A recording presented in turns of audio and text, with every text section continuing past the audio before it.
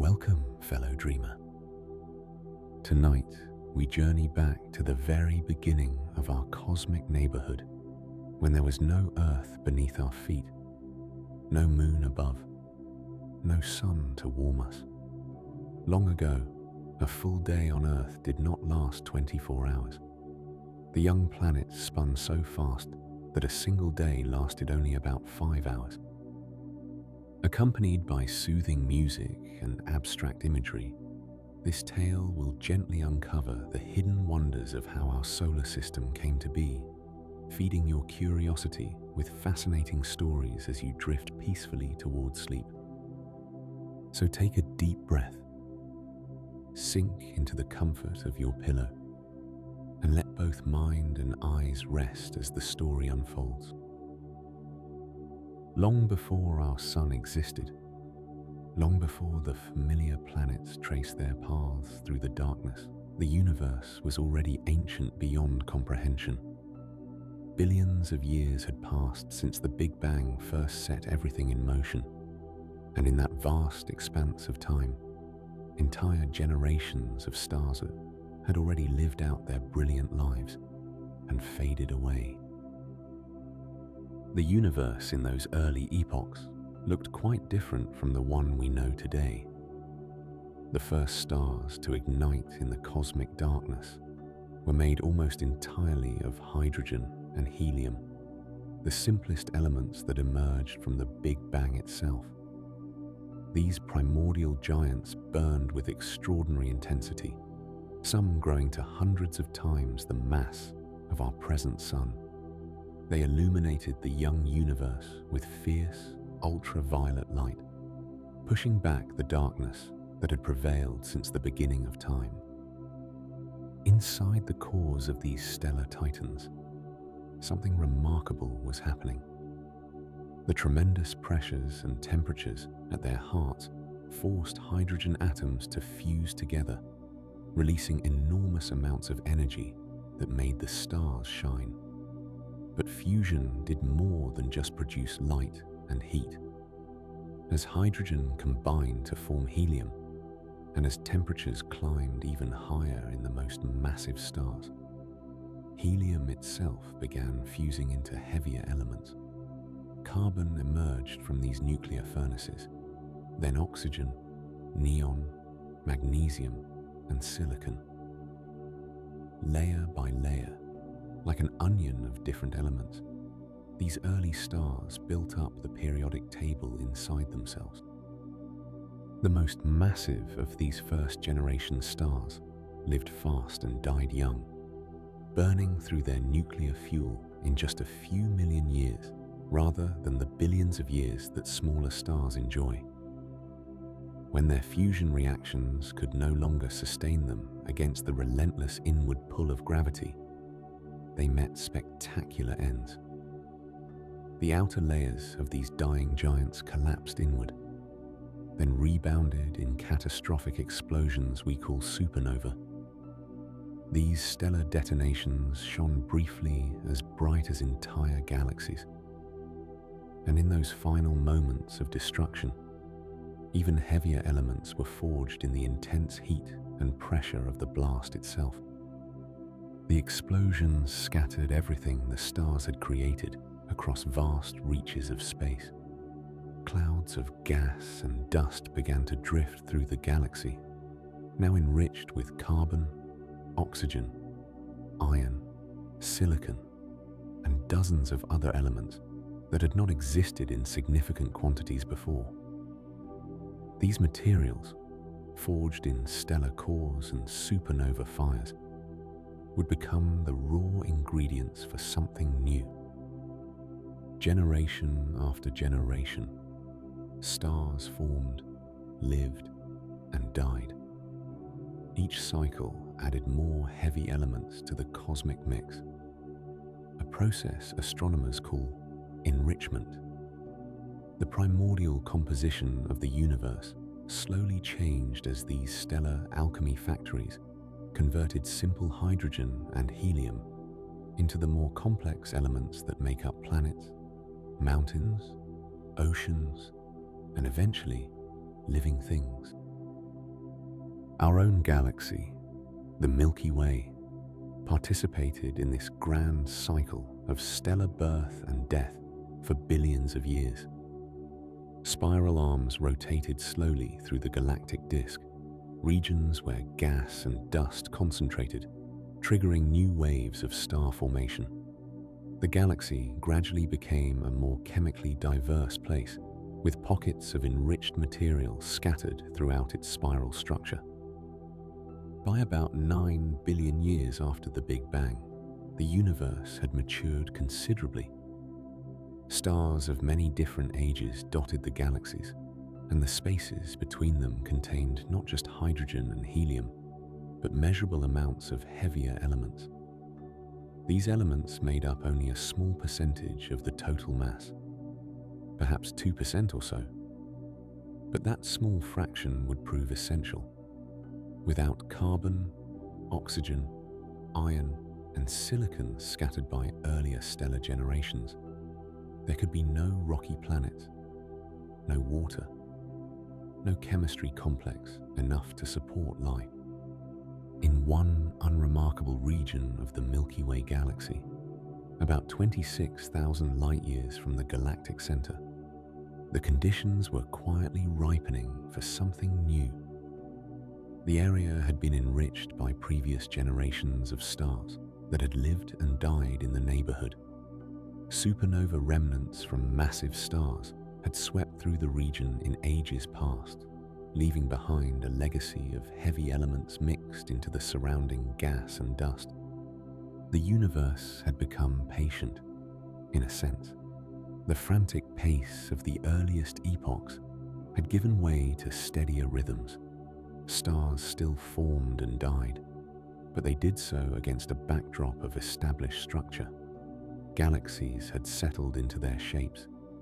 Spiral arms rotated in graceful patterns, and within those arms, vast clouds of gas and dust drifted in the darkness, waiting. These molecular clouds represented the universe's potential, reservoirs of raw material that might someday collapse to form new stars and planetary systems. They floated through interstellar space, buffeted by stellar winds and radiation, occasionally disturbed by shock waves from distant explosions, but mostly existing in a kind of cosmic quietude. They were cold places, just a few degrees above absolute zero, where molecules could form and persist, shielded from the harsh radiation of nearby stars. One such cloud drifted in our part of the galaxy about 4.5 billion years ago. It had no name, no particular distinction, nothing that would have marked it as special compared to countless other similar clouds scattered throughout the Milky Way. It was simply there, a slowly rotating mass of gas and dust, composed mostly of hydrogen and helium, inherited from the Big Bang, but enriched with that crucial 2% of heavier elements created and distributed by earlier stellar generations. The cloud was enormous by human standards, though not unusually large for molecular clouds in general. It stretched across many light years of space, its exact boundaries fuzzy and indistinct, gradually fading into the surrounding interstellar medium. Within its cold embrace, simple molecules drifted in the darkness: molecular hydrogen, carbon monoxide, water ice crystals, and countless tiny grains of dust built from silicates and other compounds containing those precious, heavy elements. For a time that might have stretched across millions of years, this cloud existed in relative stability, its internal pressure balancing against the gentle inward tug of its own gravity. It was an equilibrium that could not last forever.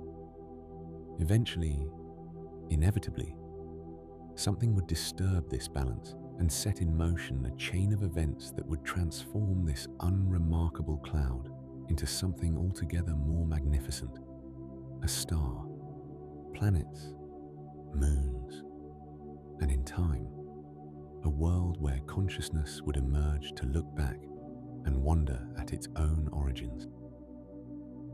The stage was set, the materials prepared by billions of years of cosmic evolution. All that was needed now was a trigger, some disturbance to tip the balance and begin the collapse that would birth our solar system. The ancient stars had done their work, scattering their elemental gifts across the galaxy. Now we turn our attention to a particular place in space, unremarkable at first glance, where something extraordinary would eventually unfold. About 4.5 billion years ago, in one of the spiral arms of the Milky Way galaxy, there drifted a vast cloud of gas and dust, silent and cold in the darkness between the stars. This molecular cloud, as astronomers would later call it, stretched across many light years of space. To witness it would have been to see something both magnificent and subtle, a dark patch against the starry background, blocking the light of more distant stars, occasionally revealed by the faint glow of nearby stellar neighbors, whose light would scatter off its dusty particles. It was not dense by earthly standards. If you could somehow stand within it, you would barely notice the wispy material surrounding you, far more tenuous than the faintest breath of wind. Yet across such enormous volumes, even this thin distribution of matter contained enough material to birth not just one star, but potentially hundreds. The composition of this cloud told the story of cosmic history written in its previous chapter. Hydrogen dominated overwhelmingly, comprising perhaps 3/4 of the cloud's mass, the primordial element forged in the universe's first moments.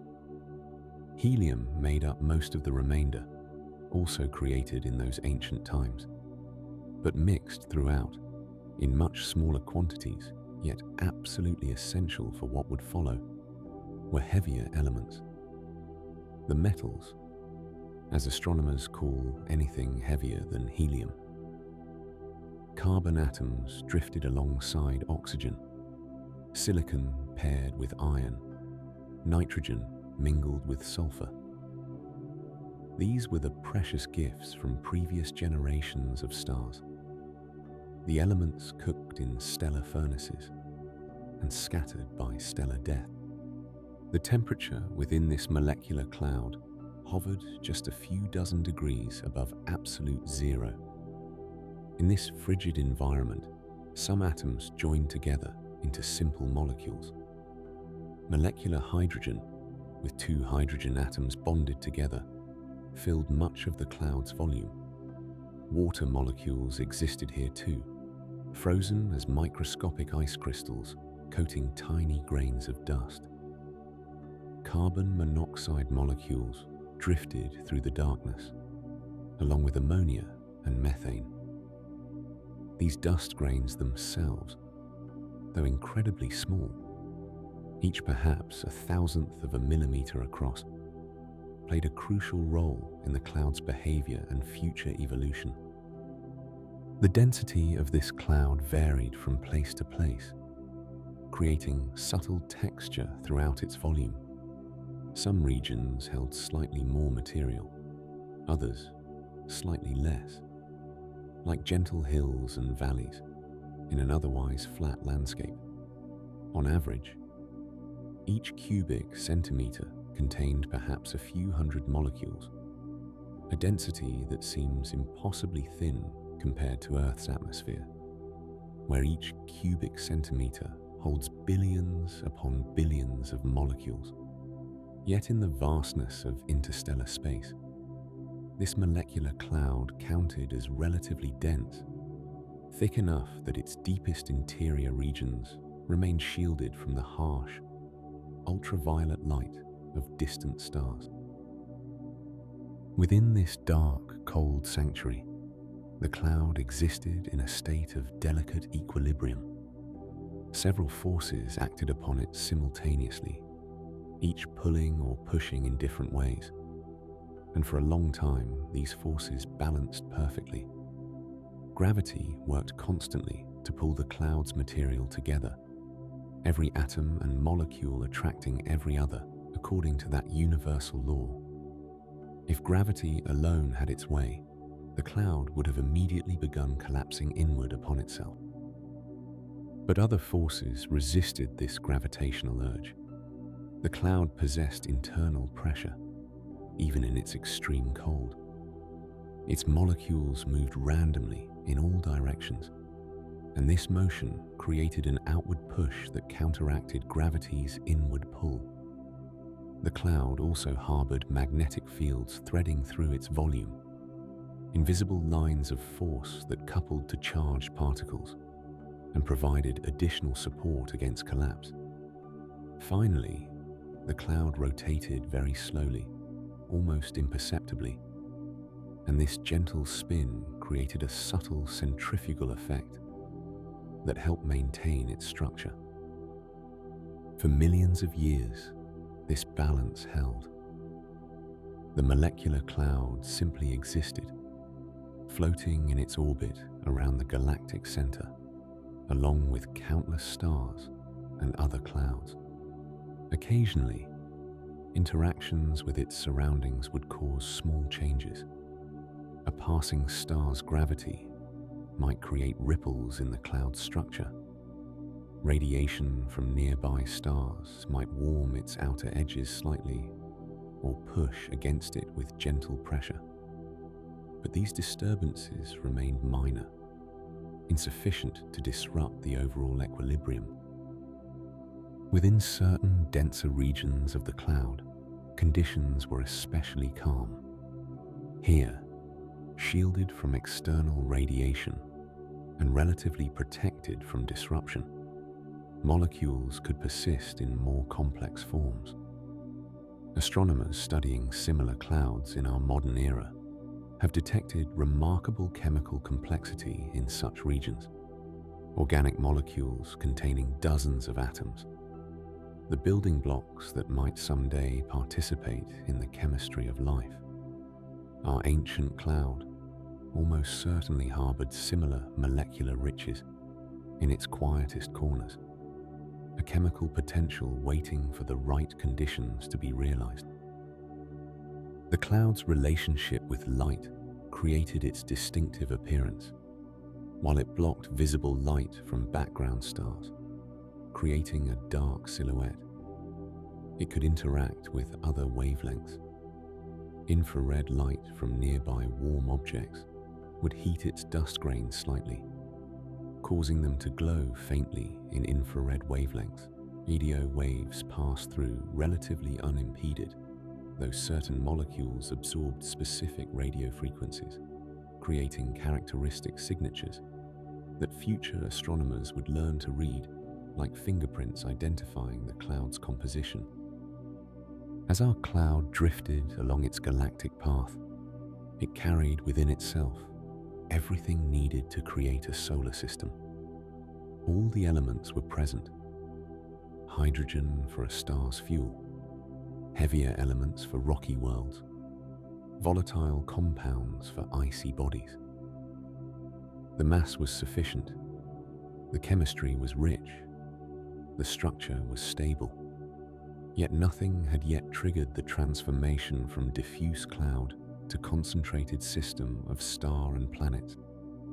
This state of patient waiting characterized our molecular cloud's existence, neither fully stable nor actively collapsing.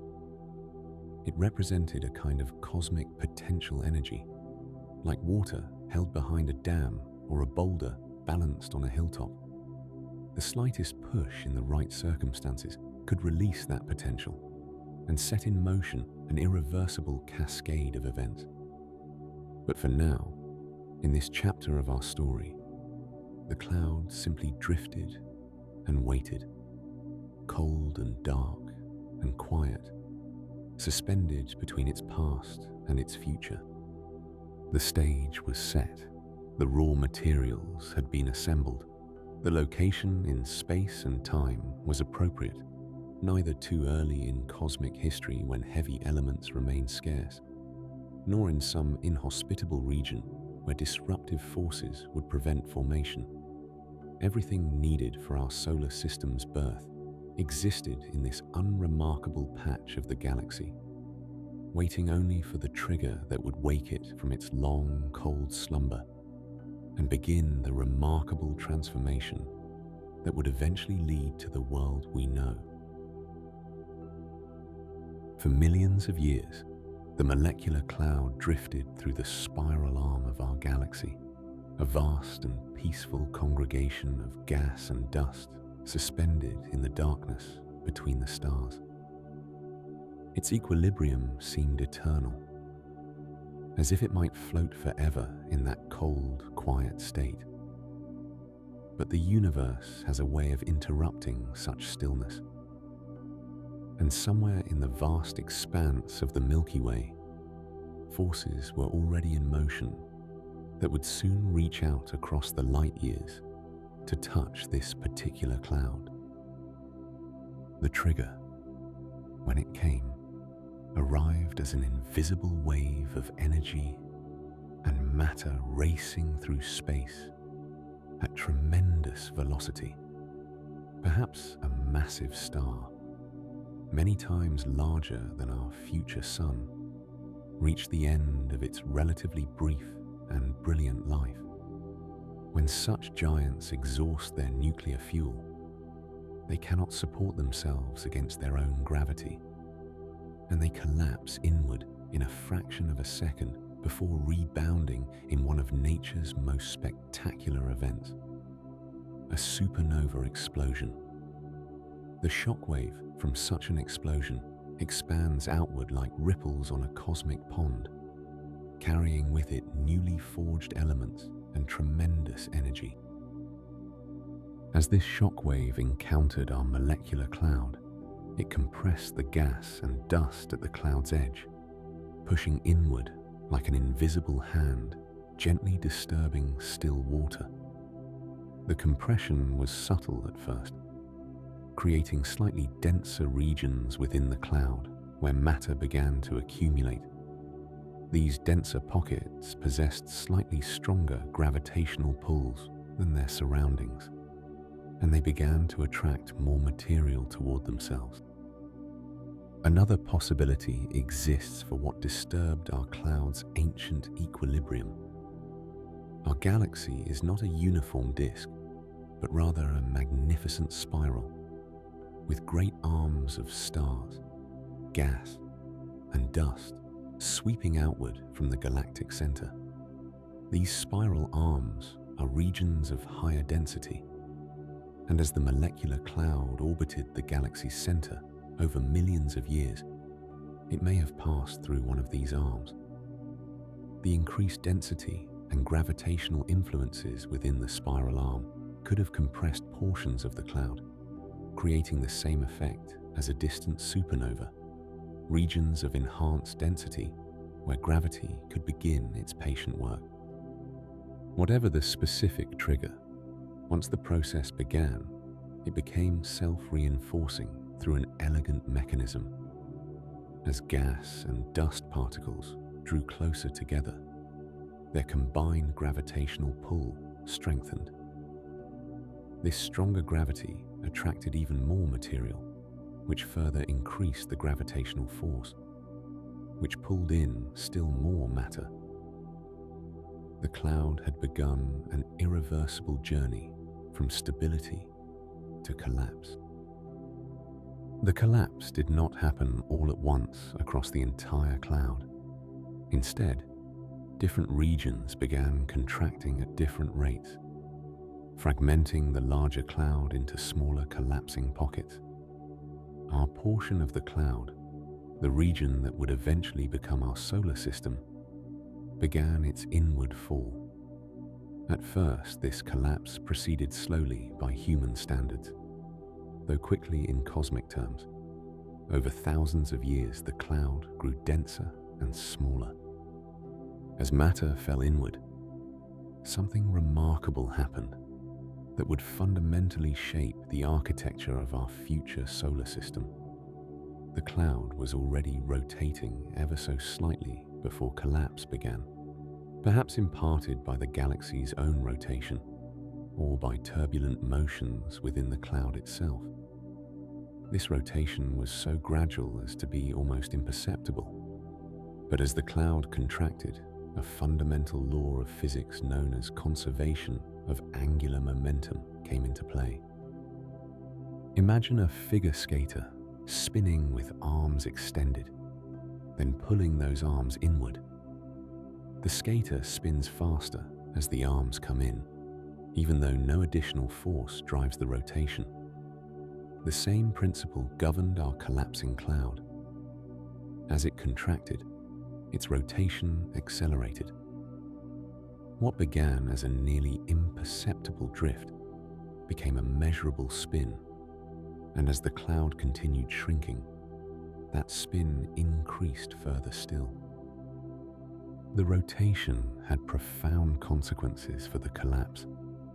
While gravity pulled all material toward the center, the rotation created an outward centrifugal effect, especially strong in the direction perpendicular to the rotation axis.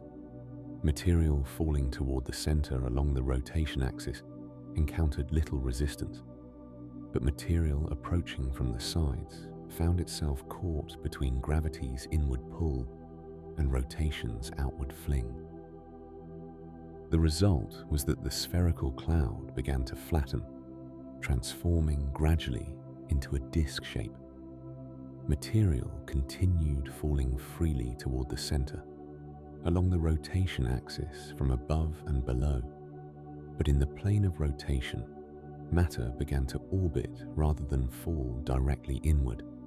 Like water circling a drain, the material in this plane spiraled gradually inward while spinning around the growing concentration of mass at the center. As the cloud contracted, compression caused it to heat up. This warming might seem counterintuitive. Shouldn't something getting smaller grow colder? But when gas compresses, the atoms and molecules move faster and collide more frequently, and temperature is simply a measure of this motion.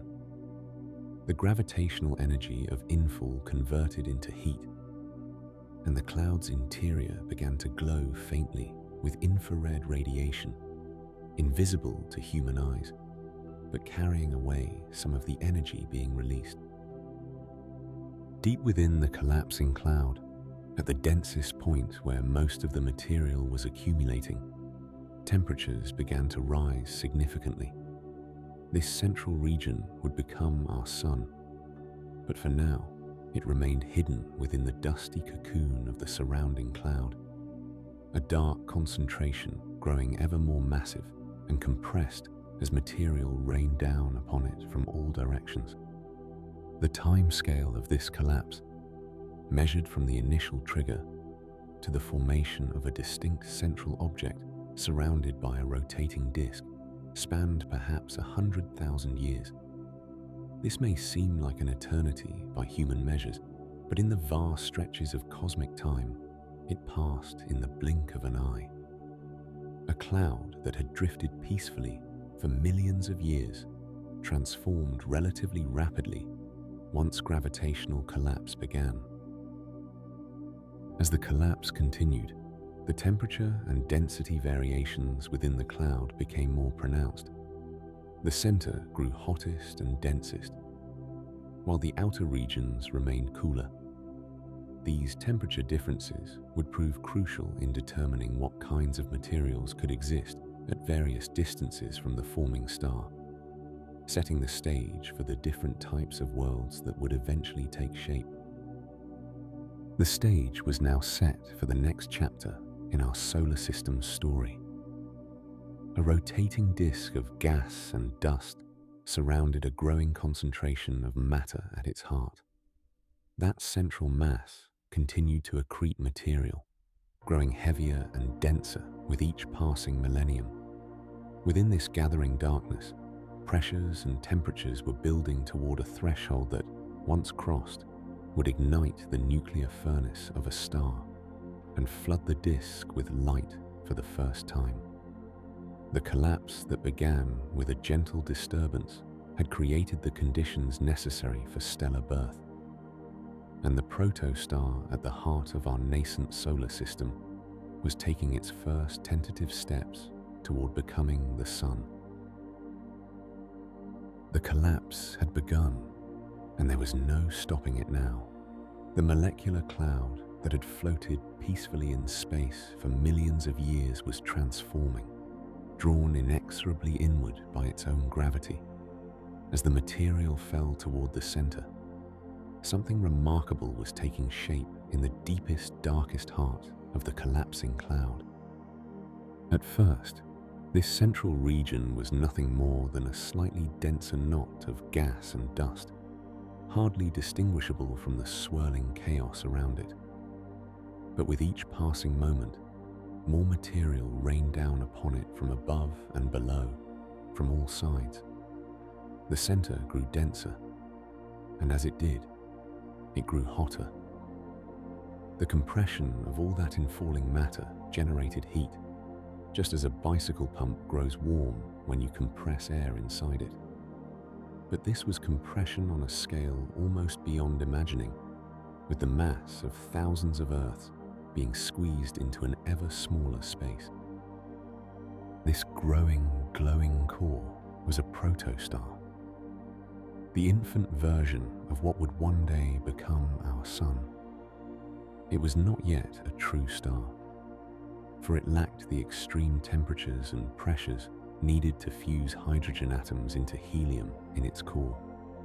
Instead, it was something in between, a transitional object caught in the long process of stellar birth.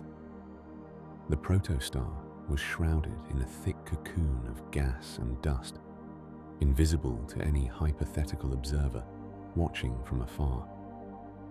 All the light it generated was absorbed by the surrounding material and re-emitted as infrared radiation, heat that spread through the collapsing cloud.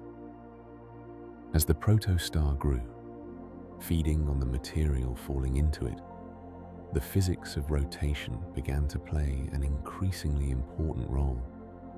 The original cloud had possessed a slight rotation, barely perceptible across its vast expanse. But as the material contracted, conservation of angular momentum demanded that it spin faster, just as an ice skater spins faster when pulling in their arms. The protostar and the material around it began to rotate more and more rapidly.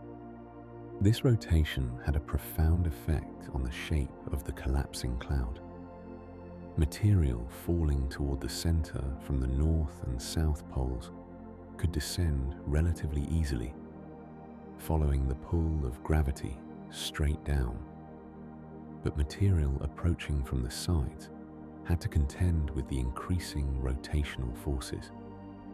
As it spiraled inward, this material was flung outward by centrifugal effects, unable to fall directly onto the protostar.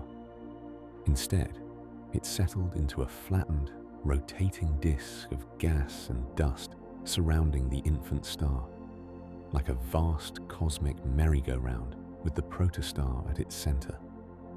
This disk was destined to become crucially important to the story of our solar system, for it would eventually provide the raw materials for planets.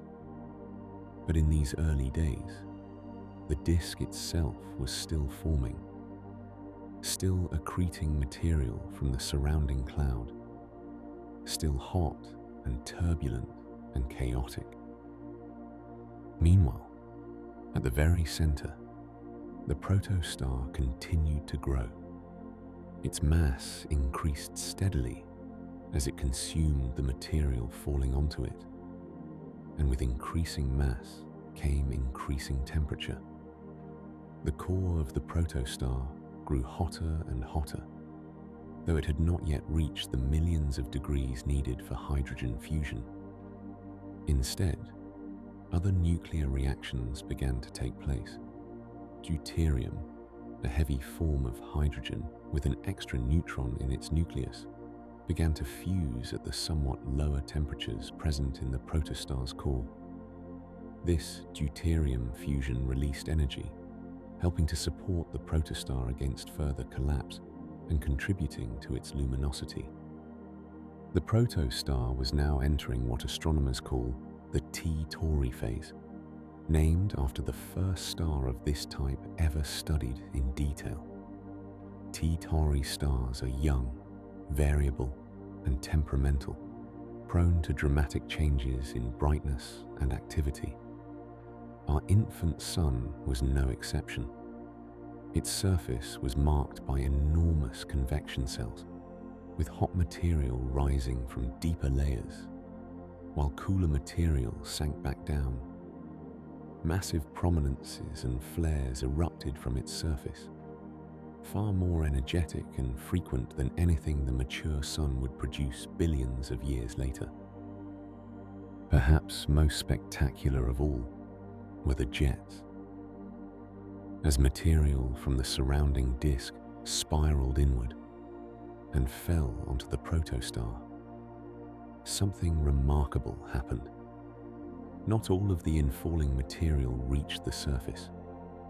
Instead, powerful magnetic fields channeled some of it away from the star along the rotation axis, accelerating it to enormous speeds and flinging it out into space as focused jets shooting from the protostar's north and south poles.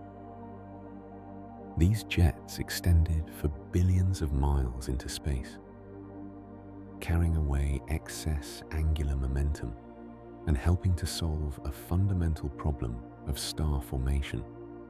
Without some mechanism to shed angular momentum, the increasing rotation of the protostar would eventually prevent any more material from falling onto it.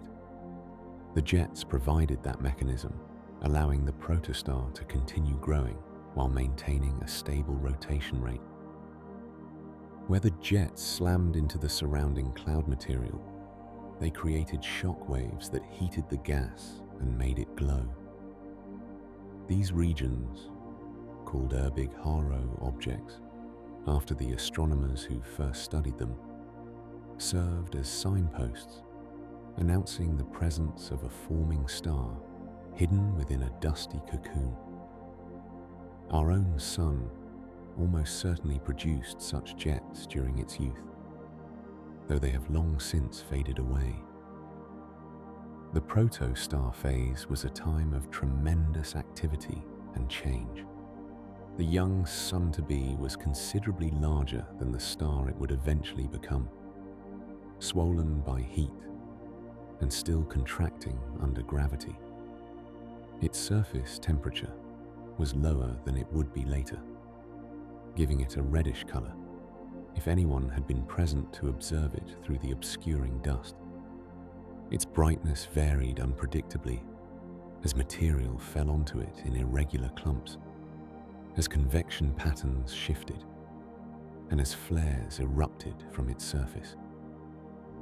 This period lasted for several 100,000 years, a mere blink of an eye in cosmic terms, but an eternity on human timescales. Slowly but steadily, the protostar continued to contract and heat up. The core temperature climbed higher and higher, approaching the threshold needed for sustained hydrogen fusion. The surrounding disk gradually settled into a more stable configuration, though it remained turbulent and dynamic, with material spiraling inward to feed the growing protostar at its center. The scene was set for the next great transformation. The protostar had nearly finished gathering its mass from the surrounding cloud. The temperature and pressure in its core were climbing toward the critical values needed for true stellar ignition. Soon, very soon in cosmic terms, a new star would announce itself to the universe, blasting away the remnants of its birth cocoon with fierce stellar winds, and settling into a long, stable existence. But in these moments, suspended between cloud and star, between potential and reality, the Protostar represented a work in progress, a promise not yet fulfilled. It glowed with borrowed heat, the warmth of gravitational compression rather than nuclear fire. Yet deep within its core, conditions were ripening for the moment when hydrogen fusion would begin, when our sun would truly be born as a star. For countless millennia, the Protostar at the center of our forming solar system had been gathering mass, growing denser and hotter with each passing age.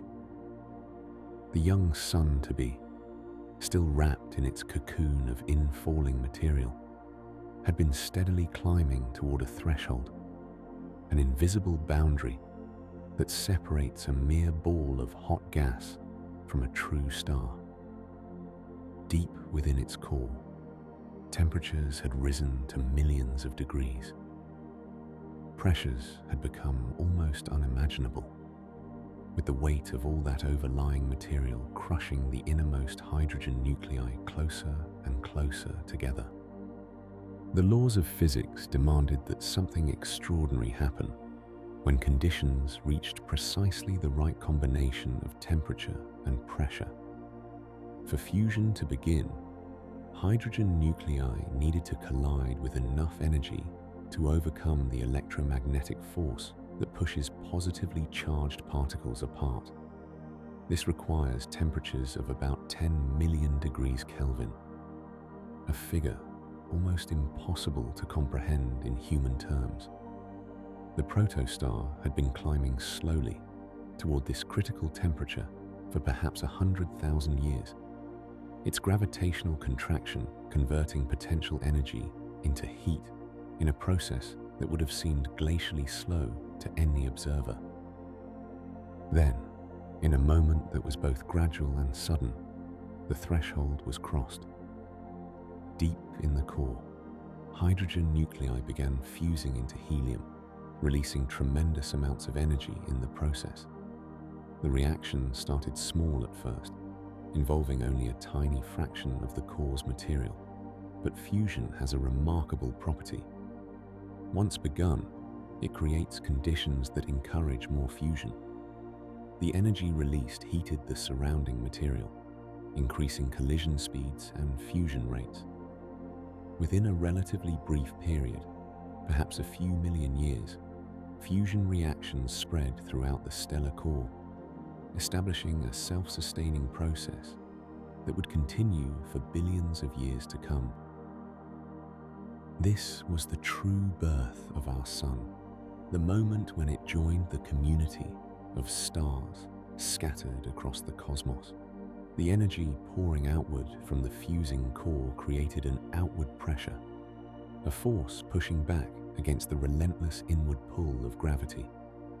For the first time since the cloud's collapse began, these two fundamental forces reached equilibrium. The Protostar stopped contracting. It had found stability, settling onto what astronomers call the main sequence, the long, stable phase that most stars spend the majority of their lives inhabiting. The ignition of fusion transformed everything about our young star. The energy flooding outward from the core heated the stellar surface to temperatures of several thousand degrees, causing it to glow with a steady yellow-white light. The erratic variations in brightness that had characterized the Protostar phase began to smooth out as the star stabilized. The intense radiation streaming from the surface carried energy that had been generated in the core, photons that had spent thousands of years bouncing randomly through the dense stellar interior before finally escaping into space. With stable fusion established, the newborn sun began generating something that would profoundly affect its surroundings. a powerful stellar wind. Charged particles streamed outward from the solar surface, creating a flow of matter into the surrounding disk. This early solar wind was far more intense than the gentle breeze our sun produces today. The young star was still settling into its stable configuration, and the processes occurring in its outer layers drove fierce flows of particles outward at tremendous speeds. This solar wind, combined with intense ultraviolet radiation and occasional powerful flares, began clearing the space around the new sun. The lightest elements, hydrogen and helium gas that still remained close to the star, felt the strongest effects. Like leaves before a strong wind, these gases were pushed outward, driven away from the inner regions of the forming solar system.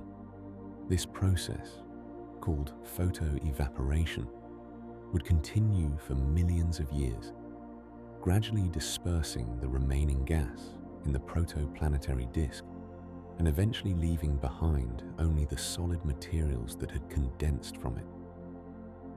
The newly ignited sun was not identical to the star we see in our sky today. Young stars are often more active, more variable, and more energetic than their older counterparts. Our infant sun likely produced powerful flares and intense bursts of radiation as it adjusted to its new stable state. Magnetic fields threading through the stellar surface created dark spots and bright active regions. The star was learning, in a sense, to balance all the complex processes occurring within and upon it.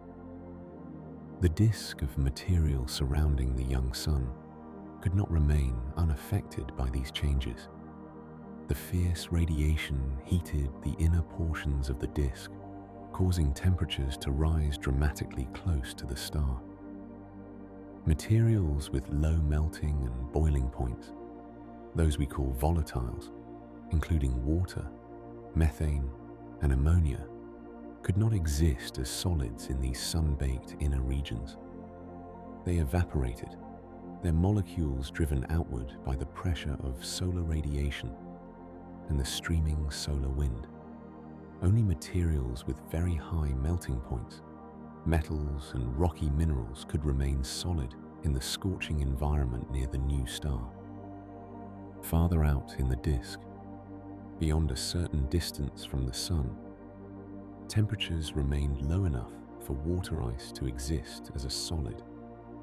This boundary, which astronomers call the frost line or snow line, lay somewhere around where the asteroid belt exists today, though its exact position varied over time as the young sun's output changed. This invisible line would prove crucial to determining what kinds of worlds could form at different distances from our star. The stabilization of our sun on the main sequence marked a transition point in our solar system story. The chaotic violence of gravitational collapse had given way to a more stable configuration. The central star had found its equilibrium, a balance it would maintain for billions of years. The tremendous energy output from fusion meant that the sun would not need to contract further to generate heat. It had discovered the secret that allows stars to shine steadily across vast stretches of cosmic time. Yet even as the sun stabilized, it had fundamentally altered the environment around it. The disk of material that would give birth to planets had been partially cleared, its composition sorted by temperature into distinct zones. The inner regions held only the hardiest, highest temperature materials, while the outer reaches retained their full complement of ices, rocks, and metals. The stage was now set for the next act in our cosmic drama, the transformation of this sorted disk of dust and gas into the family of worlds we call planets.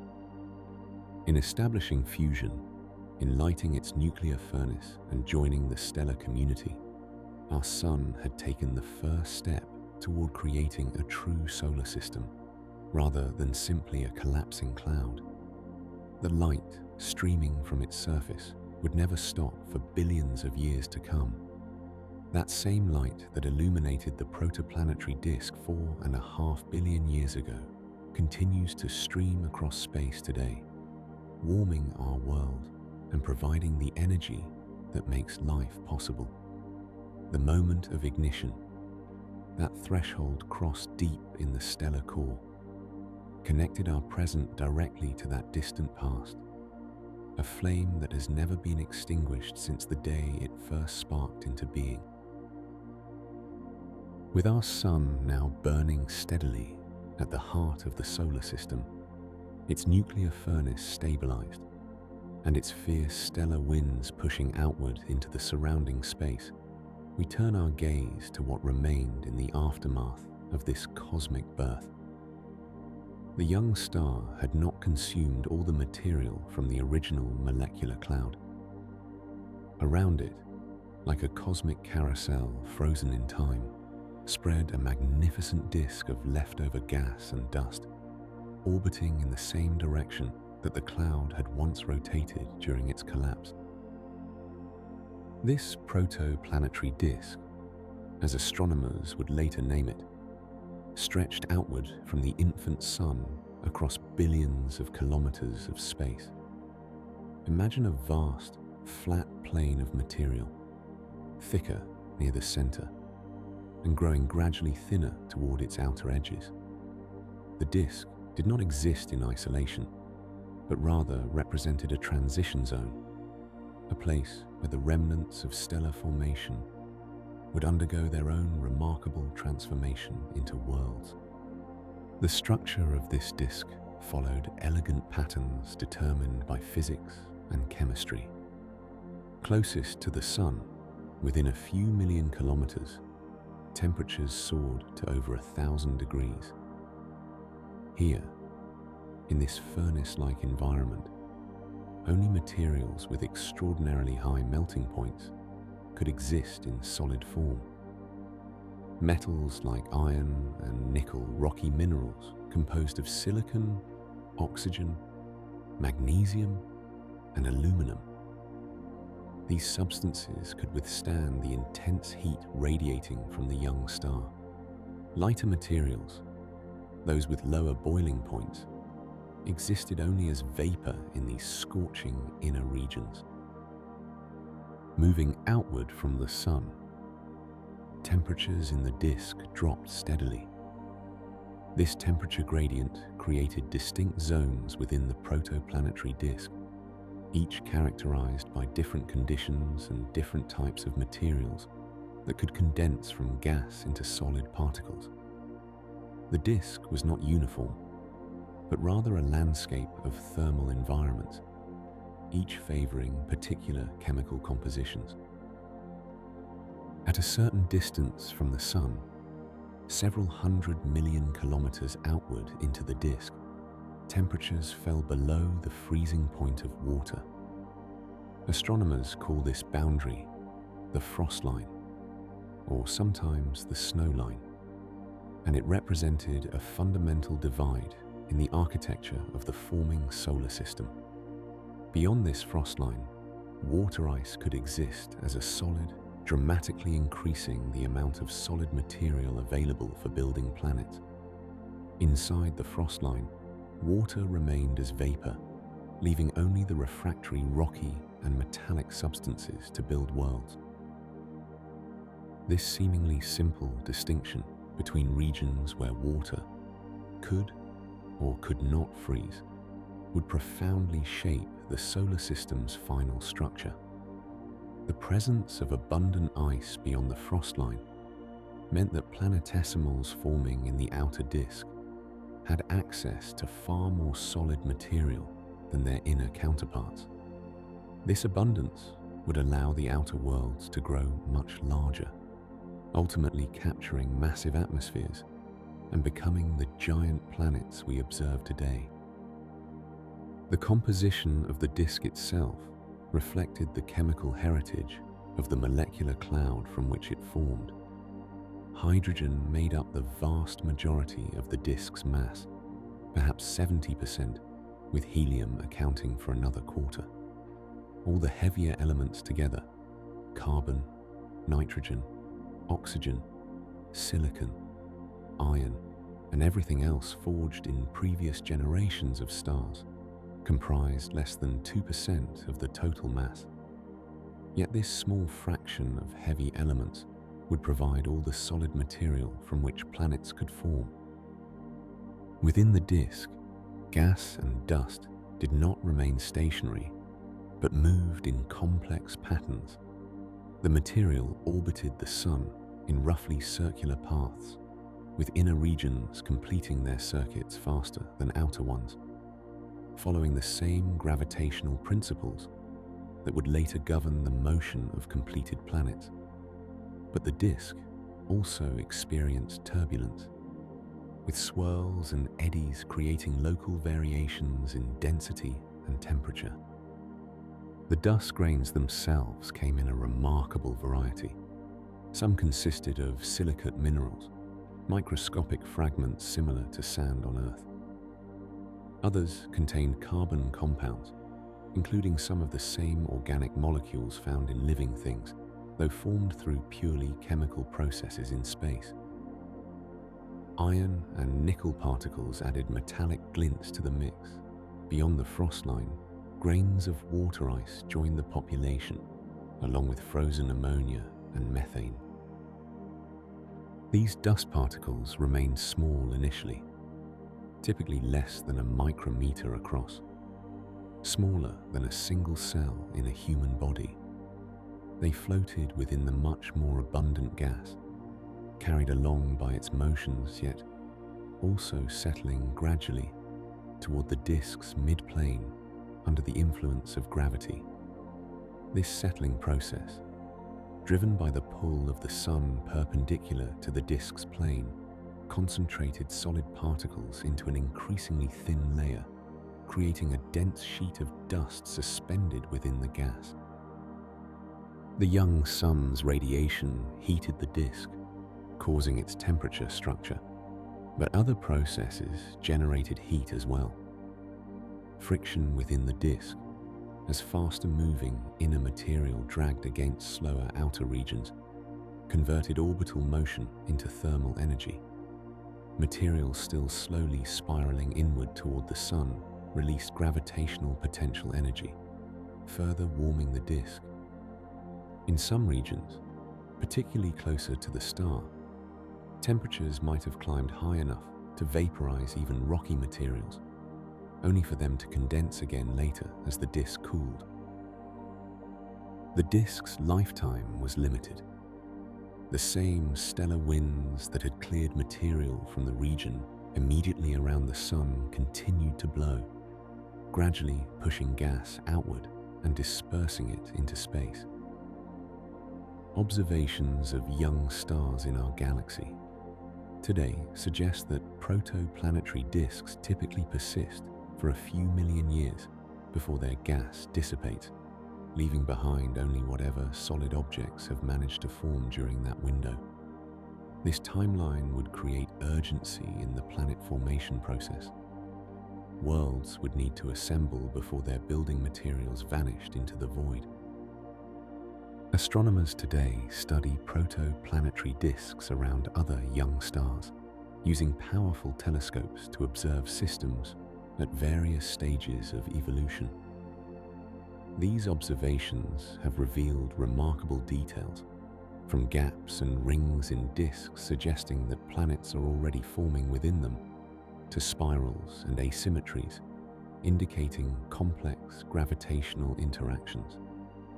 Each disk shows unique characteristics, yet common patterns emerge that help scientists understand how our own solar system's disk must have appeared during its youth. The disk around our infant Sun glowed faintly, heated by the star's light and its own internal processes. If a distant observer had pointed a telescope toward our corner of the galaxy 4.5 billion years ago, they might have detected this glow, recognizing the signature of a stellar nursery where new worlds were preparing to form. They could not have known what would eventually emerge from that disk: the beautiful diversity of planets, moons, asteroids, and comets that would populate this particular solar system, or that one of those worlds would eventually harbor observers gazing back through time to understand their own origins. In the swirling currents of the protoplanetary disk, with its temperature gradients and chemical zones, its settling dust and turbulent gas, the stage was now set for the next act in our cosmic drama: the transformation of microscopic grains into the solid worlds that would become our planetary neighbors. The protoplanetary disk stretched outward from the newborn sun in a vast, spinning expanse of gas and dust. Within this disk, something remarkable was beginning to happen. The microscopic grains that floated in the cloud, each one smaller than particles of smoke, were about to embark on an extraordinary journey of transformation that would eventually lead to worlds.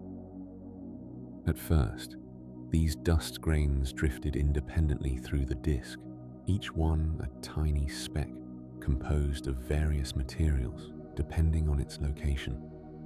Close to the sun, where temperatures soared, grains consisted mainly of rocky silicates and metals that could withstand the heat. Farther out, beyond what scientists call the frost line, water ice could survive, coating grains with frozen crystals, alongside other ices like methane and ammonia. These grains tumbled slowly through space, their paths determined by the complex interplay of the disk's rotation, gas currents, and the gentle tug of gravity. The transformation began with the simplest of forces. As grains brushed past one another in their orbital dance, static electricity created weak attractions between them.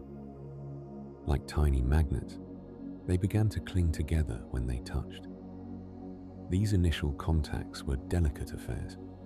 The relative velocities had to be just right, gentle enough that grains wouldn't bounce apart or shatter on impact, yet frequent enough for collisions to occur regularly. In the denser regions of the disk, where countless grains swirled in relatively close proximity, these encounters happened constantly. Over thousands of years, the grains accumulated into larger aggregates.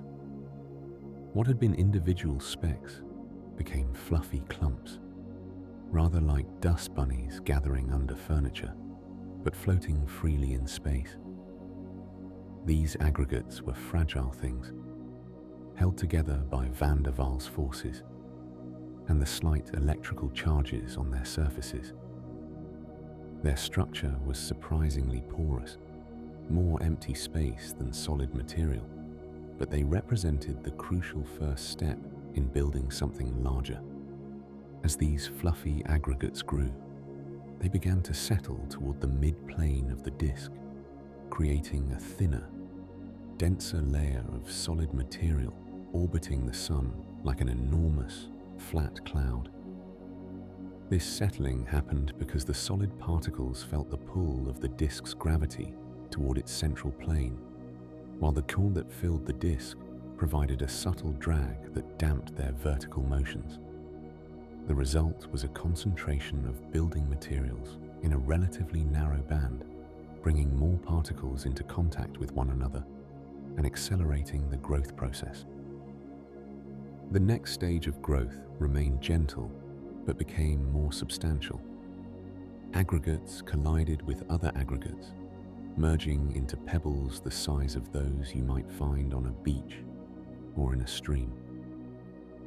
These pebbles were still quite fragile and porous, but they had crossed an important threshold. With more mass came more gravitational attraction, however slight. The pebbles could now begin to influence their surroundings in ways that individual dust grains never could. Scientists sometimes refer to what happened next as pebble accretion, and it represents one of nature's more elegant construction processes. The growing pebbles moved through a sea of smaller particles and gas. As they traveled along their orbits, their gravity, though weak, was sufficient to deflect the trajectories of nearby smaller particles toward them. The gas in the disk played a subtle but crucial role here as well. The pebbles experienced a headwind from the gas, which orbited slightly more slowly than the solid particles wanted to move. This headwind caused the pebbles to drift slowly inward toward the sun, and this drift actually helped them sweep up additional material as they spiraled through the disk. Over timescales of tens of thousands to hundreds of thousands of years, the pebbles continued growing. Some became boulder-sized, then mountain-sized. The largest of these growing bodies began to experience what we call runaway growth. Once an object reached a certain size, perhaps a kilometer or more across, its gravity became strong enough to significantly accelerate the accumulation of surrounding material. These kilometer-scale bodies earned the name planetesimals, small planet-like objects that would serve as the fundamental building blocks of worlds. The formation of planetesimals marked a critical transition in the disk's evolution.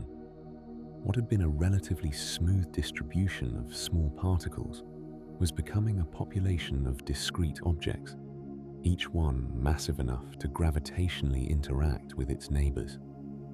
The disk was no longer just a cloud of dust with some clumps in it. It had become a swarm of small worlds in the making. Different regions of the disk produced planetesimals with different compositions, a natural consequence of the temperature gradient that existed across the disk. Near the sun, where heat kept most volatile substances in gaseous form, planetesimals consisted primarily of silicate rocks and metals like iron and nickel. These materials could condense and remain solid even in the warmth of the inner solar system. The planetesimals forming here would eventually contribute to the rocky terrestrial planets that would orbit close to our star. Beyond the frost line, roughly where the asteroid belt and Jupiter's orbit would eventually be, the situation was remarkably different. Here, temperatures dropped low enough for water to freeze into ice. This might seem like a subtle distinction, but it had profound consequences. Water was abundant in the protoplanetary disk, and allowing it to condense into solid ice dramatically increased the amount of solid material available for building planetesimals. The icy planetesimals that formed in the outer disk could grow much larger than their rocky counterparts in the inner regions, simply because they had more raw material to work with. Even farther from the sun, other ices joined water in their solid forms. Methane froze, ammonia froze, carbon dioxide froze, creating an even richer mixture of solid materials. The planetesimals that formed in these distant, frigid reaches of the disk were different in character from anything forming closer to the warmth of the sun, setting the stage for the diverse array of worlds that would eventually populate the outer solar system. This process of growth from nears to pebbles to planetesimals occurred throughout the disk, though not uniformly or simultaneously everywhere. Local variations in density, turbulence in the gas, and the complex gravitational interactions between growing bodies created an irregular, patchy distribution of planetesimals. Some regions might have produced numerous smaller planetesimals, while others spawned fewer but larger ones. Within a few million years of the sun's ignition, the protoplanetary disk had transformed from a relatively smooth cloud of gas and dust into a complex system containing countless planetesimals ranging from kilometers to perhaps hundreds of kilometers in diameter. These objects orbited the young sun in a vast disk, their paths occasionally crossing, setting the stage for the next phase of planetary construction. The foundations had been laid, and the pieces were in place for the assembly of true planets through collisions that would be far more energetic than the gentle accumulation that had built the planetesimals themselves. The inner solar system was now a place of violence and transformation, where once there had been countless small planetesimals tumbling through space. Now larger bodies dominated the landscape. These growing protoplanets carved paths through the remaining debris, their increasing gravity drawing in everything that came near. With each collision, with each merger, the terrestrial worlds that would become Mercury, Venus, Earth, and Mars moved closer to their final forms. The process was both gradual and sudden. Over millions of years, the countless smaller impacts created a steady accumulation of mass, like raindrops filling a basin. But periodically, something more dramatic would occur. Two large planetesimals, each perhaps the size of our moon, or even larger, would find their orbits intersecting. The resulting collision would release tremendous energy, temporarily melting the surfaces of both bodies. In these molten moments, the heavier elements would sink toward the center, while lighter materials rose to the surface, beginning the process of differentiation that would give these worlds their layered structures of core, mantle, or encrust. Distance from the sun made all the difference in how these rocky worlds developed. Closest to our star, where temperatures remained intensely hot, only materials with very high melting points could exist in solid form. Here, Mercury was taking shape, a world of iron and rock, where lighter, more volatile substances had been driven away by the sun's fierce radiation and solar wind. The proto-Mercury grew slowly, building itself from metal-rich materials that could withstand the intense heat.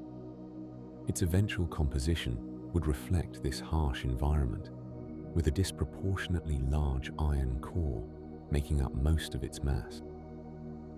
Moving outward, Venus formed in a region where conditions were only slightly more hospitable.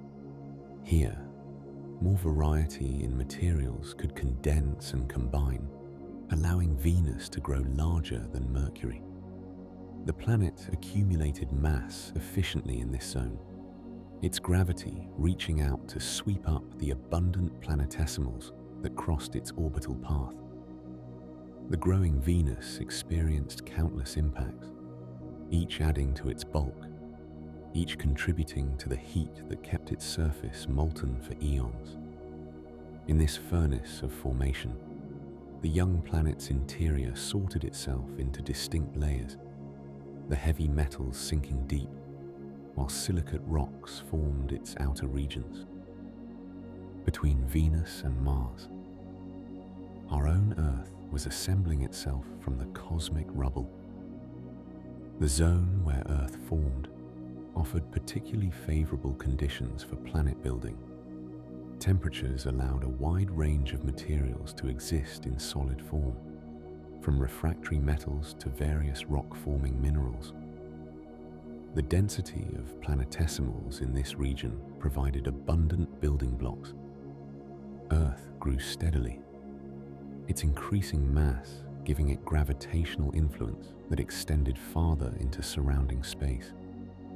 As it grew, it consumed not just rock and metal, but also materials that contained water bound up in mineral structures, and possibly even some ice from objects that had formed farther out and migrated inward.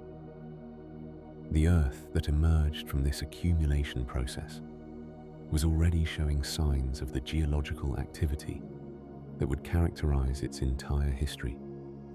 The energy from countless impacts kept much of its surface molten.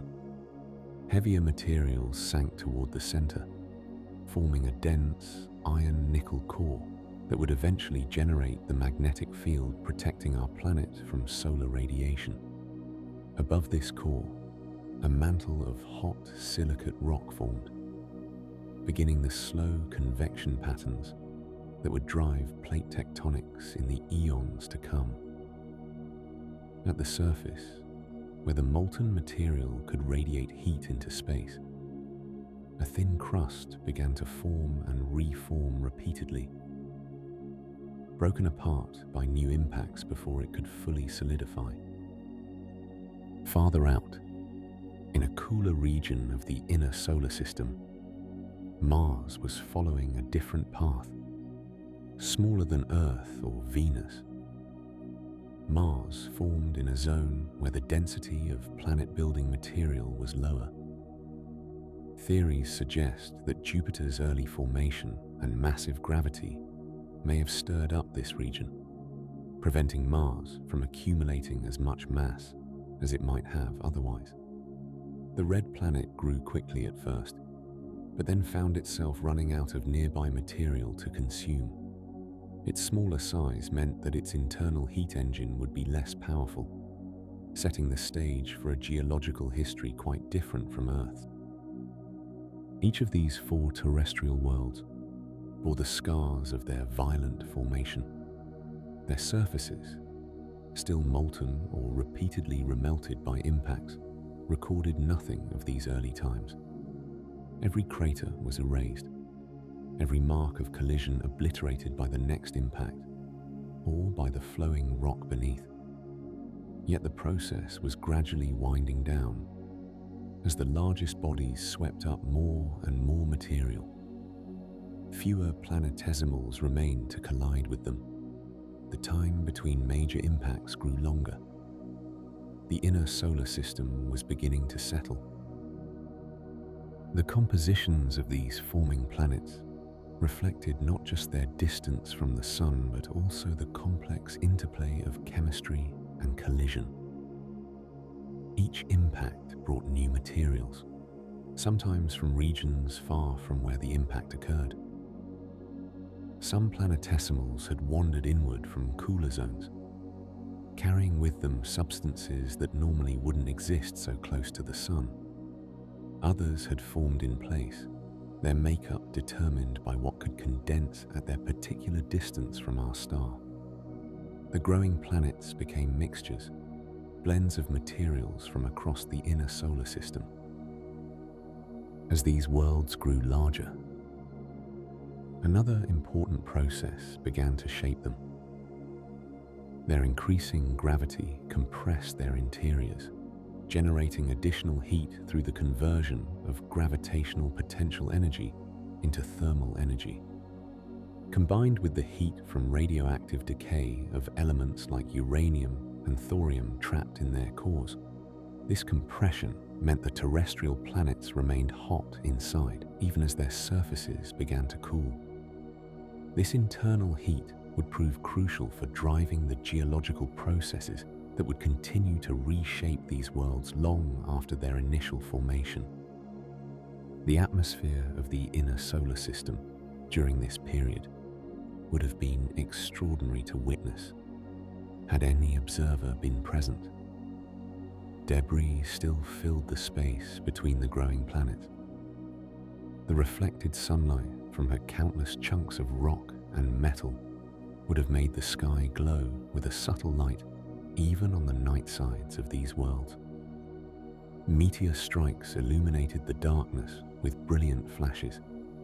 The young sun itself blazed with an intensity that varied over time, occasionally erupting with powerful flares that sent waves of charged particles washing over the forming planet. By about 100 million years after the sun's ignition, the 4 terrestrial planets had largely achieved their final masses. they weren't quite the worlds we know today. Their surfaces remained far too hot. Their atmospheres bore little resemblance to what would come later, and their orbits still required some final adjustment. But the basic architecture of the inner solar system had been established. 4 rocky worlds circled the Sun at different distances, each reflecting in its composition and size the particular conditions of its formation zone. Yet the story of the terrestrial planet's formation was not quite complete. One more major chapter remained to be written, an event that would profoundly shape at least one of these worlds and leave evidence that we can still observe today when we look up at the night sky. The young Earth was taking shape in the inner solar system, a growing sphere of molten rock still accumulating mass from the countless collisions that characterized those early epochs. For tens of millions of years, planetesimals had been merging together, building what would become our homeworld layer by layer, impact by impact. The planet's surface glowed with the heat of formation, an ocean of magma beneath skies thick with vaporized rock. Yet something was missing from this violent nursery, something that would only arrive through one more collision, perhaps the most consequential in Earth's entire history. Elsewhere in the inner solar system, another world was forming. Scientists have named this vanished planet Theia, after the mother of the moon in Greek mythology. Theia orbited the Sun in a path that would eventually cross Earth's, growing to roughly the size of Mars as it swept up material from its own neighborhood of space. For perhaps 50 million years after the Sun's ignition, these two bodies followed their separate trajectories, unaware that gravity was slowly drawing them toward an inevitable meeting. The orbital mechanics that brought Earth and Theia together were subtle and patient. Theia likely formed near one of Earth's Lagrange points, regions where the gravitational influences of the Sun and Earth created a kind of gravitational equilibrium. But these positions, while stable, were not perfectly so. Over millions of years, small perturbations gradually nudged Theia out of this balanced configuration. Once freed from this gravitational harbor, Theia's orbit began to evolve, bringing it closer to Earth with each circuit around the Sun. The impact, when it finally came approximately 4.5 billion years ago, was not a head-on collision, but rather a glancing blow. Theia struck Earth at an oblique angle, hitting with tremendous force, but not striking dead center. The speed of the collision defied human comprehension. 2 planets meeting at several kilometers per second, releasing energy that would dwarf anything in recorded human history by unimaginable magnitudes. In an instant, Theia's iron core merged with Earth's, sinking toward the center of the larger world.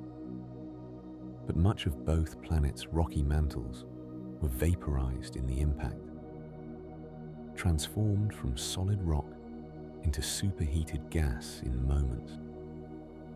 The debris from this catastrophic encounter didn't simply fall back to Earth's surface. The glancing angle of impact imparted tremendous angular momentum to the system, sending enormous quantities of vaporized and molten rock spinning into orbit around the battered Earth. Within hours, a vast ring of material encircled our planet, composed of rock vapor, gradually cooling and condensing back into liquid droplets, which themselves would eventually solidify into countless small particles and larger chunks of stone. This ring stretched across the sky in a band that would have been spectacular beyond description, had any eyes existed to witness it. The material glowed with its own heat, cooling gradually in the vacuum of space, but still radiating the tremendous energy imparted by the collision. Earth itself had been transformed by the impact. Its rotation accelerated, so that a day lasted perhaps just 5 hours. Its surface once again completely molten. Any solid crust that might have been forming completely destroyed and melted back into the global magma ocean. The ring of debris orbiting Earth was unstable by its very nature.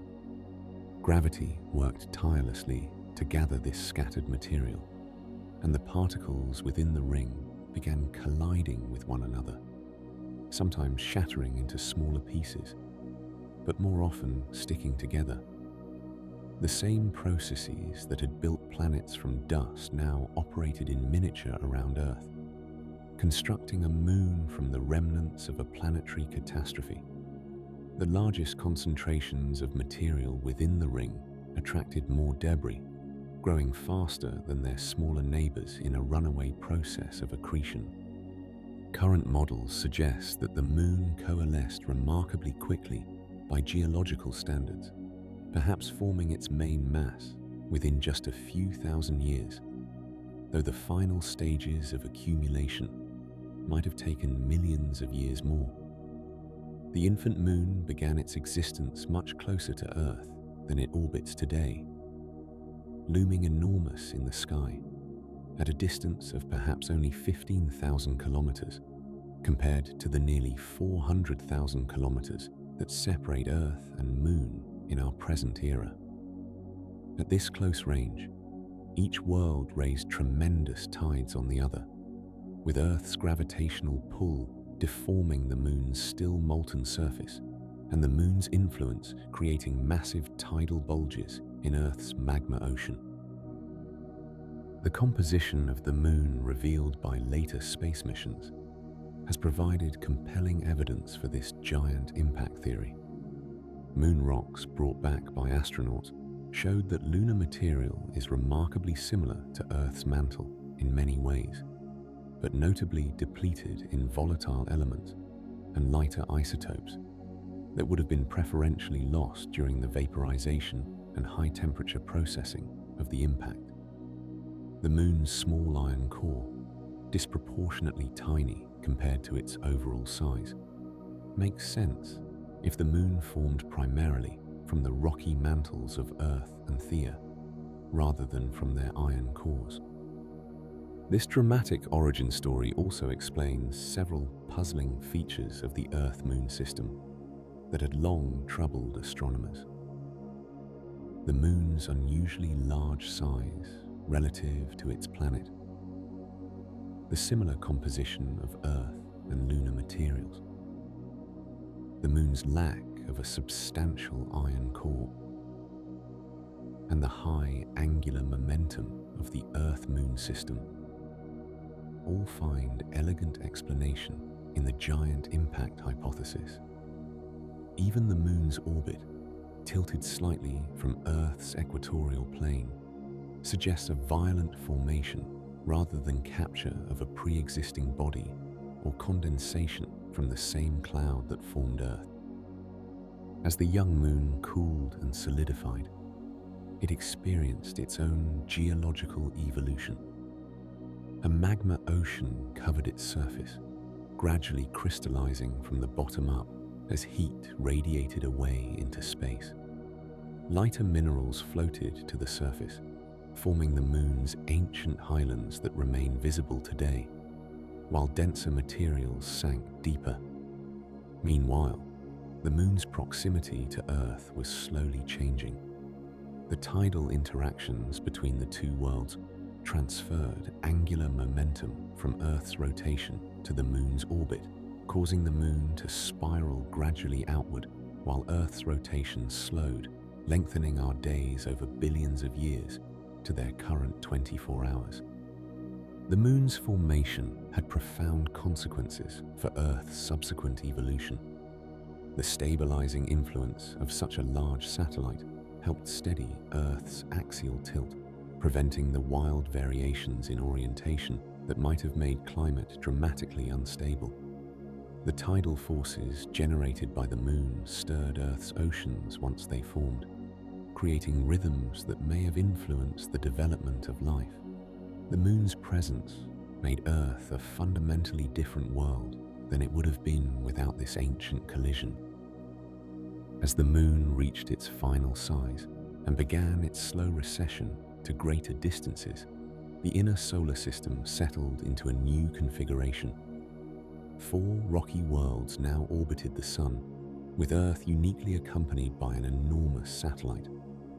Beyond these terrestrial planets, in the colder reaches past the frost line, an entirely different category of worlds was taking shape through processes as different from rocky planet formation as ice differs from stone. The young Earth now had its companion, the Moon, settling into orbit after that tremendous collision with Theia. But our story must carry us outward, beyond the inner realm of rocky planets, to a very different region of the early solar system, where the rules of planetary formation changed entirely. Imagine traveling outward from the Sun through the Protoplanetary Disk, moving past the orbits of the forming terrestrial worlds. As you journey farther from our newborn star's warmth, you cross an invisible boundary that scientists call the frost line, sometimes known as the snow line. This wasn't a sharp edge you could see, but rather a gradual transition where temperatures dropped low enough for water to freeze into solid ice. In the inner solar system, water could only exist as vapor, quickly evaporated by the sun's heat. But out here, beyond roughly 3 to 4 times Earth's distance from the sun, the temperature had fallen below the freezing point of water, and everything changed. The frost line marked a fundamental divide in how planets could grow. In the warm inner regions, only materials with high melting points, like metals and rocky silicates, could remain solid. These substances made up a relatively small fraction of the available matter in the disk. But beyond the frost line, water ice could persist, and water was abundant. In fact, there was roughly 3 to 4 times more solid material available in this colder zone than in the inner solar system, simply because all that frozen water could now participate in building worlds. This abundance of ice transformed the possibilities for planetary formation. The same processes we saw creating the terrestrial planets still operated here. Dust particles collided and stuck together. Pebbles formed and grew into larger clumps. Planetesimals took shape through countless gentle collisions. But here, the planetesimals weren't just made of rock and metal. They contained vast amounts of water ice, along with frozen ammonia, methane, and other volatile compounds that couldn't survive as solids closer to the sun's warmth. With so much more building material available, the planetary cores forming beyond the frost line could grow larger than their inner solar system cousins. 2 locations in particular accumulated enormous masses. At roughly 5 times Earth's distance from the sun, one massive core began to dominate its neighborhood, sweeping up planetesimals and growing ever larger. Farther out, at about 9 times Earth's distance, another giant core took shape. These growing cores, the seeds of Jupiter and Saturn, faced a race against time. The Protoplanetary Disk wouldn't last forever. The young sun's radiation and solar wind were gradually dispersing the gas, blowing it away into interstellar space. If these rocky and icy cores could grow large enough quickly enough, something remarkable would happen. The core that would become Jupiter reached a critical threshold first, as it grew to perhaps 10 times the mass of Earth. Its gravitational pull became strong enough to begin attracting not just solid materials, but the hydrogen and helium gas that still filled the disk. At first, this process occurred slowly. The gas formed an envelope around the solid core, held in place by gravity. But as the envelope grew more massive, it exerted its own gravitational pull, attracting even more gas. This created what scientists call a runaway accretion process. The more gas the growing planet captured, the stronger its gravity became, allowing it to capture gas even faster. For perhaps a few 100,000 years, this cosmic snowball effect continued, with the young Jupiter pulling in vast quantities of hydrogen and helium from its surroundings. The planet ballooned in size, growing into a world unlike the rocky terrestrial planets we've already encountered. When the process finally stabilized, Jupiter had accumulated a mass more than 300 times that of Earth, though much of this was lightweight hydrogen and helium gas rather than dense rock and metal. At its heart remained that original core of rock and ice, but now buried deep beneath an atmosphere thousands of kilometers thick, so dense at depth that hydrogen itself transformed into exotic metallic forms under the tremendous pressure. Farther out in the disk, Saturn followed a similar path, though slightly less dramatic. Its core also grew large enough to trigger runaway gas accretion, capturing a massive hydrogen and helium envelope. Saturn accumulated less total mass than Jupiter, perhaps because it formed slightly later, or because the disk contained less gas at its greater distance from the Sun, or because Jupiter's own formation had already depleted much of the available material. The exact sequence remains uncertain, one of those details still debated by planetary scientists studying computer models of these ancient events. These two giants dominated the outer solar system. Jupiter alone contained more mass than all the other planets combined. Their powerful gravity fields influenced everything around them, scattering smaller bodies, capturing some as moons, and preventing planet formation in nearby regions. The asteroids we discussed earlier couldn't coalesce into a planet largely because of Jupiter's gravitational disruption of that zone. The formation of these gas giants happened remarkably quickly in cosmic terms. The entire process from the initial collapse of the molecular cloud to the formation of Jupiter and Saturn likely took only a few million years. This speed was crucial. If the cores had taken longer to reach the critical mass needed to capture gas, the disk's gas would have dispersed, blown away by the young sun's increasingly powerful stellar wind, and these worlds would have remained merely large, rocky, and icy planets, rather than the gas giants we see today. The composition of Jupiter and Saturn tells us much about their formation and about the early solar system itself. These planets preserve, in their massive atmospheres, a sample of the Protoplanetary Disk's composition. The hydrogen and helium they captured came directly from the disk, which in turn had inherited its composition from the original molecular cloud. By studying the atmospheric composition of these giants, scientists can peer back in time, learning about the chemical makeup of the cloud from which our entire solar system condensed. Even today, these enormous worlds continue to radiate more heat into space than they receive from the distant sun. This internal heat is a remnant of their formation. The gravitational energy released as countless particles of gas and dust fell together, compressed by their mutual gravity.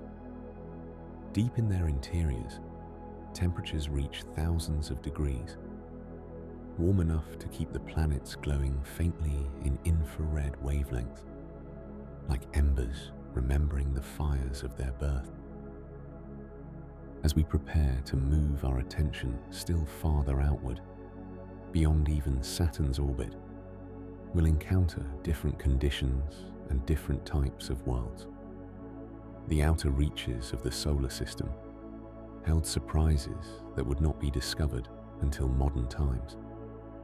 Ice giant planets that formed under yet another set of conditions, in a realm where the Protoplanetary Disk grew increasingly tenuous and cold. Far beyond where Jupiter and Saturn claimed their dominion over the young solar system, in the distant reaches where sunlight arrived as little more than a pale whisper, two more giants were taking shape. These worlds would become Uranus and Neptune, the ice giants, forming in a realm so remote and cold that even the robust processes that built their larger siblings would play out differently here. The region beyond Saturn presented an environment unlike anywhere else in the developing solar system. Here, temperatures had dropped so low that not only water, but also methane and ammonia could freeze into solid ice. The protoplanetary disk in these outer territories was less dense. Its material spread thin across vast distances. This sparse environment meant that planet formation would proceed more slowly, with fewer building blocks available and more space between them. Yet formation did proceed. Rocky and icy planetesimals drifted through this frigid zone, occasionally meeting in gentle collisions that allowed them to stick together. Unlike the furious accretion happening closer to the Sun, the assembly of Uranus and Neptune occurred at a more sedate pace, though no less inevitably. Grain by grain, collision by collision, cores began to grow. These cores accumulated ice in abundance. Water ice, which had been plentiful beyond the frost line where Jupiter and Saturn formed, was joined here by frozen methane and ammonia, creating a rich mixture that scientists would later call ices. Even though they existed under such extreme pressure inside these worlds that they bore little resemblance to ice as we know it on Earth. These materials would give the ice giants their distinctive character, filling their interiors with compositions dramatically different from the gas giants closer in. As each core grew, it attracted more material from its surrounding neighborhood. However, the conditions that had allowed Jupiter and Saturn to capture truly massive envelopes of hydrogen and helium didn't quite exist out here. Perhaps the disk had already begun to thin by the time these distant worlds reached sufficient size to gather substantial atmospheres. Perhaps the sheer distance from the dense inner disk meant less gas was available to capture. Or perhaps, as some scientists have theorized, these planets simply formed too slowly, taking so long to build their cores that by the time they were ready to gather atmospheres, much of the disk's gas had already been blown away by the active young sun. Whatever the reason, Uranus and Neptune ended up with a different architecture than their larger neighbors. Rather than being mostly hydrogen and helium wrapped around relatively small cores, these ice giants became worlds where the icy materials dominated, with only modest atmospheres above them. Their interiors likely contain rocky cores surrounded by thick mantles of compressed water, methane, and ammonia, topped by atmospheres of hydrogen, helium, and methane that, while substantial, represent a smaller proportion of their total mass. Uranus emerged from this formation process as a world of serene blue-green beauty, its color arising from methane in its upper atmosphere, absorbing red light. But this planet carries a peculiar distinction that has puzzled scientists since its discovery. Unlike every other major planet in the solar system, Uranus rotates on its side, its axis tilted by 98 degrees so that its poles alternately point nearly toward and away from the Sun as it completes its 84-year orbit.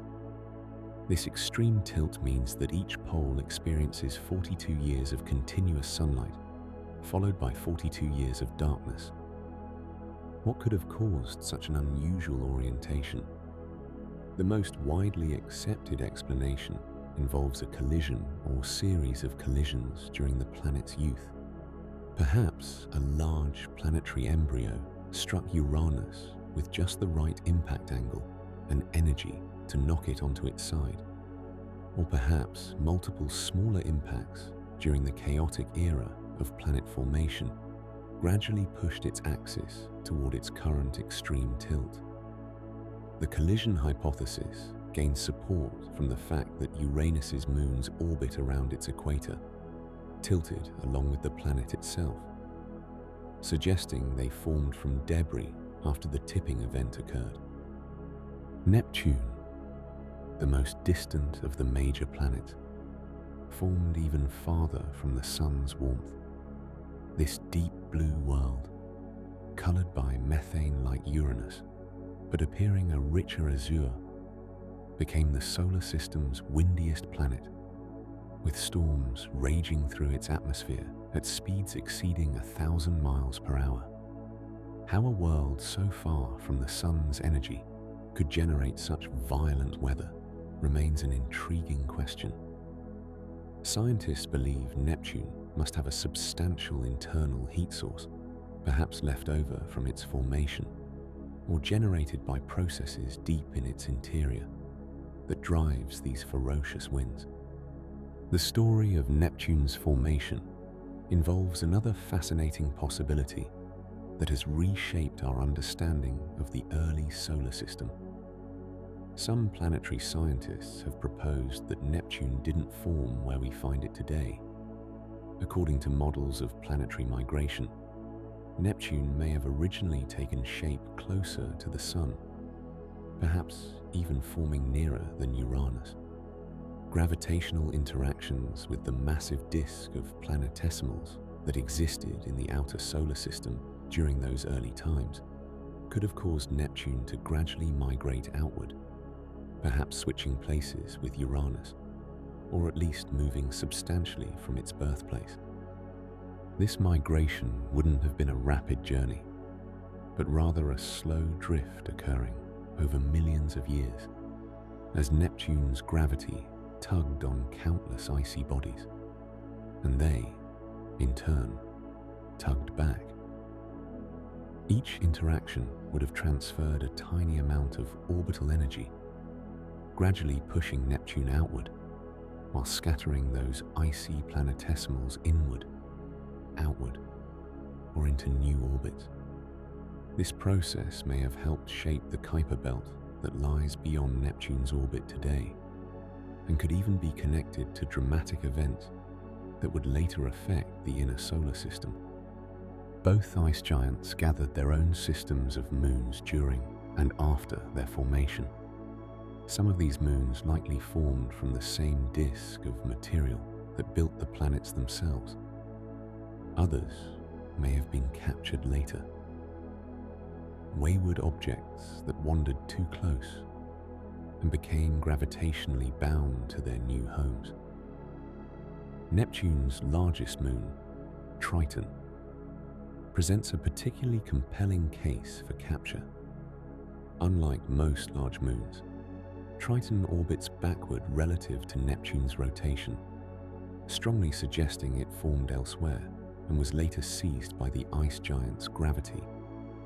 As Uranus and Neptune completed their assembly in the solar system's outer reaches, they had become worlds of quiet majesty.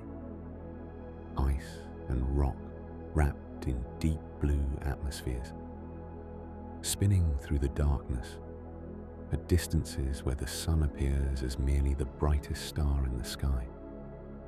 Their formation marked the completion of the major planets, bringing the architecture of our solar system close to its modern configuration. Around them still swirled the remnants of formation, countless smaller bodies that would tell their own stories in the ages to come. As the ice giants found their places in the outer reaches of our forming solar system, they did not drift alone through the darkness. Around them, smaller worlds began to take shape, each with its own story, written in ice and rock, and sometimes fire. These moons and rings would become some of the most fascinating destinations in our cosmic neighborhood, worlds of astonishing variety that continue to surprise us with their complexity and beauty. The formation of moons around the giant planets followed several different paths, each producing distinctive types of satellites. The largest moons, those regular satellites that orbit in the same direction as their planet's rotation and in nearly circular paths, formed alongside their parent worlds from the same swirling disks of material.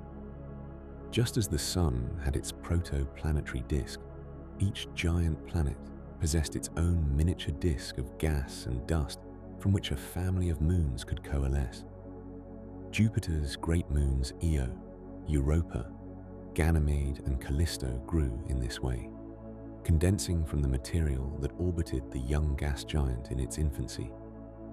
These Galilean moons, named for the astronomer who first observed them through his telescope in 1610, show a remarkable pattern in their composition.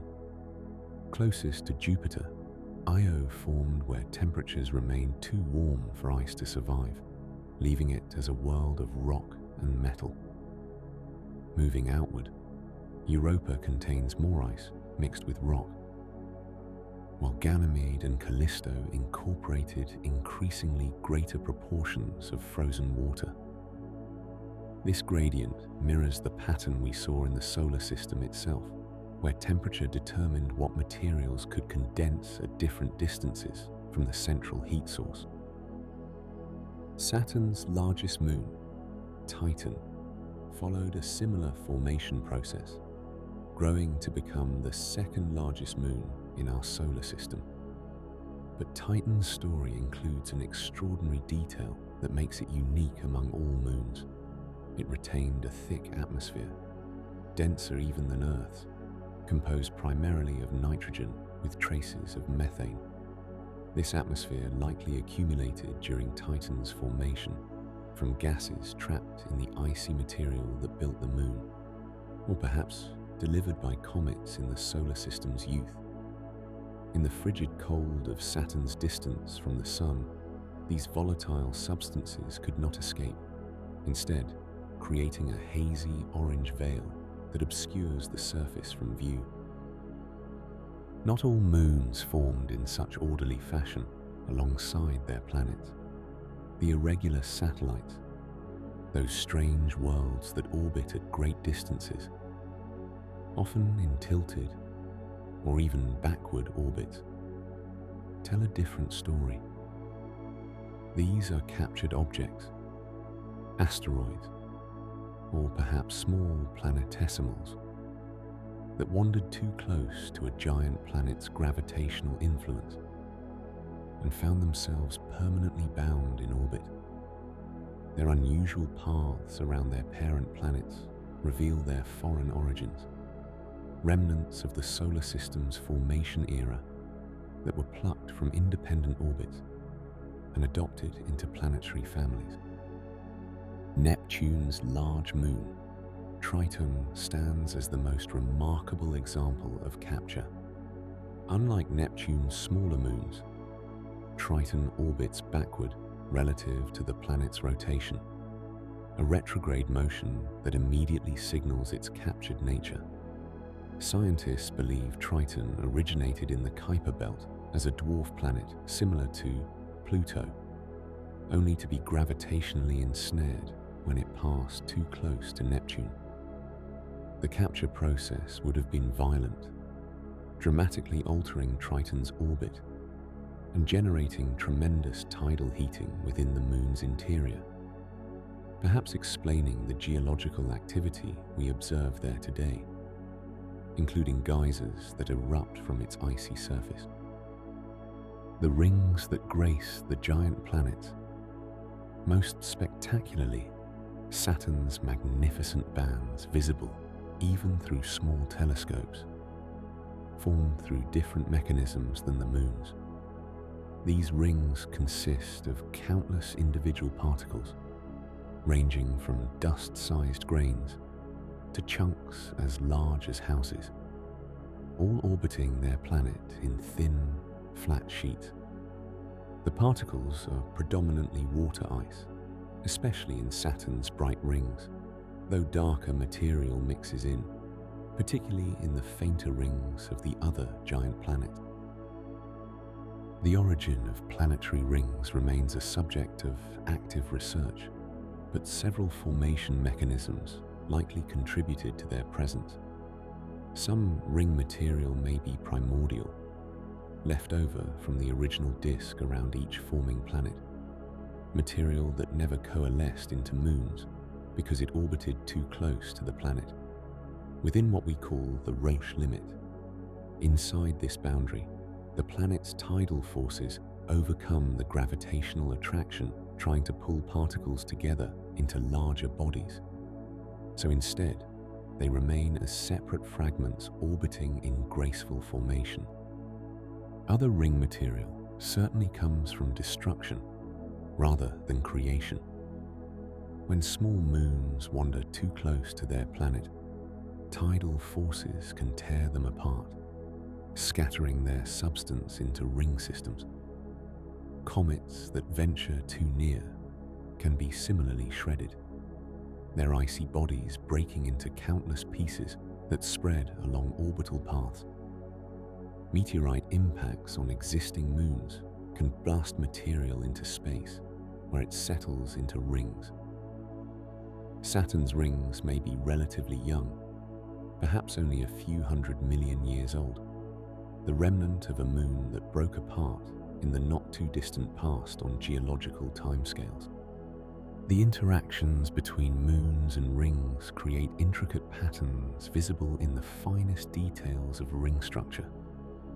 Small moons orbiting at the edges of rings or even within gaps in the rings act as shepherds, their gravity shaping the boundaries of the ring material, creating sharp edges where the mathematics of orbital resonance would suggest chaos.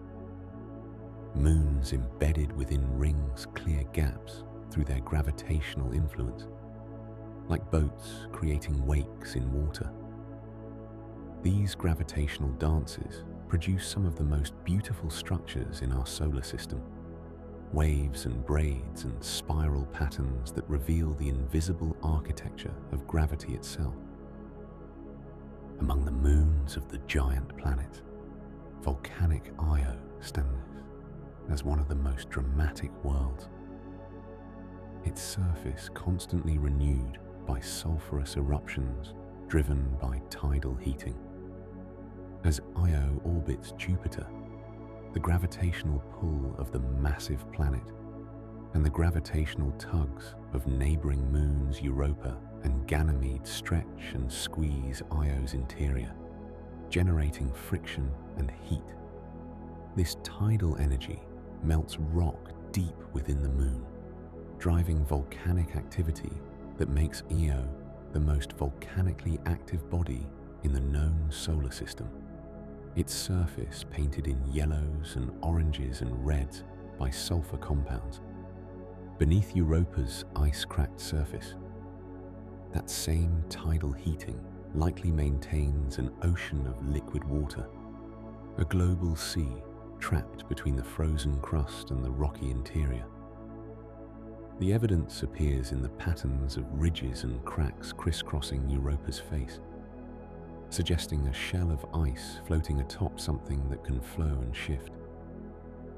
This hidden ocean, warmed by tidal forces, and perhaps rich in dissolved minerals from the rocky core below, represents one of the most tantalizing possibilities for life beyond Earth within our own solar system. As we move beyond these major worlds to the numerous smaller moons, we find variety that speaks to the many processes that shape the outer solar system. Some are irregular chunks of rock, barely modified since their formation. Others show signs of past geological activity, ancient surfaces frozen in time. Together, this collection of moons, rings, and minor worlds around the giant planet forms a complex system within our larger solar system, each element influencing the others through gravity and collisions and the subtle effects of their shared environment. These satellites and rings complete the architecture of the outer solar system, adding detail and complexity to the grand structure assembled from that ancient molecular cloud. But between the orbits of Mars and Jupiter, another population of remnant bodies tells a different story, one of a planet that never formed. Between the orbit of Mars and the majestic realm of Jupiter lies a region that has puzzled astronomers for centuries. Here, where early observers expected to find another planet following the neat mathematical pattern they believed governed the heavens, instead exists a belt populated by millions upon millions of rocky fragments. These are the asteroids, scattered remnants from the dawn of our solar system, frozen in time like archaeological artifacts, preserving secrets from an age before worlds fully formed. The story of this asteroid belt begins with those same processes we've witnessed shaping the inner rocky planet. As dust grains collided and merged into pebbles, and pebbles accumulated into planetesimals, the region between Mars and Jupiter was no different from anywhere else in the young solar system. Rocky fragments tumbled through space here too, occasionally bumping into one another, sometimes sticking together to grow larger. Everything seemed positioned for these building blocks to eventually gather into yet another terrestrial world, perhaps one larger than Mars. But something prevented that final assembly from taking place. That something was Jupiter, the giant planet forming just beyond this region. As Jupiter grew to massive proportions, its tremendous gravitational influence began to dominate the space around it.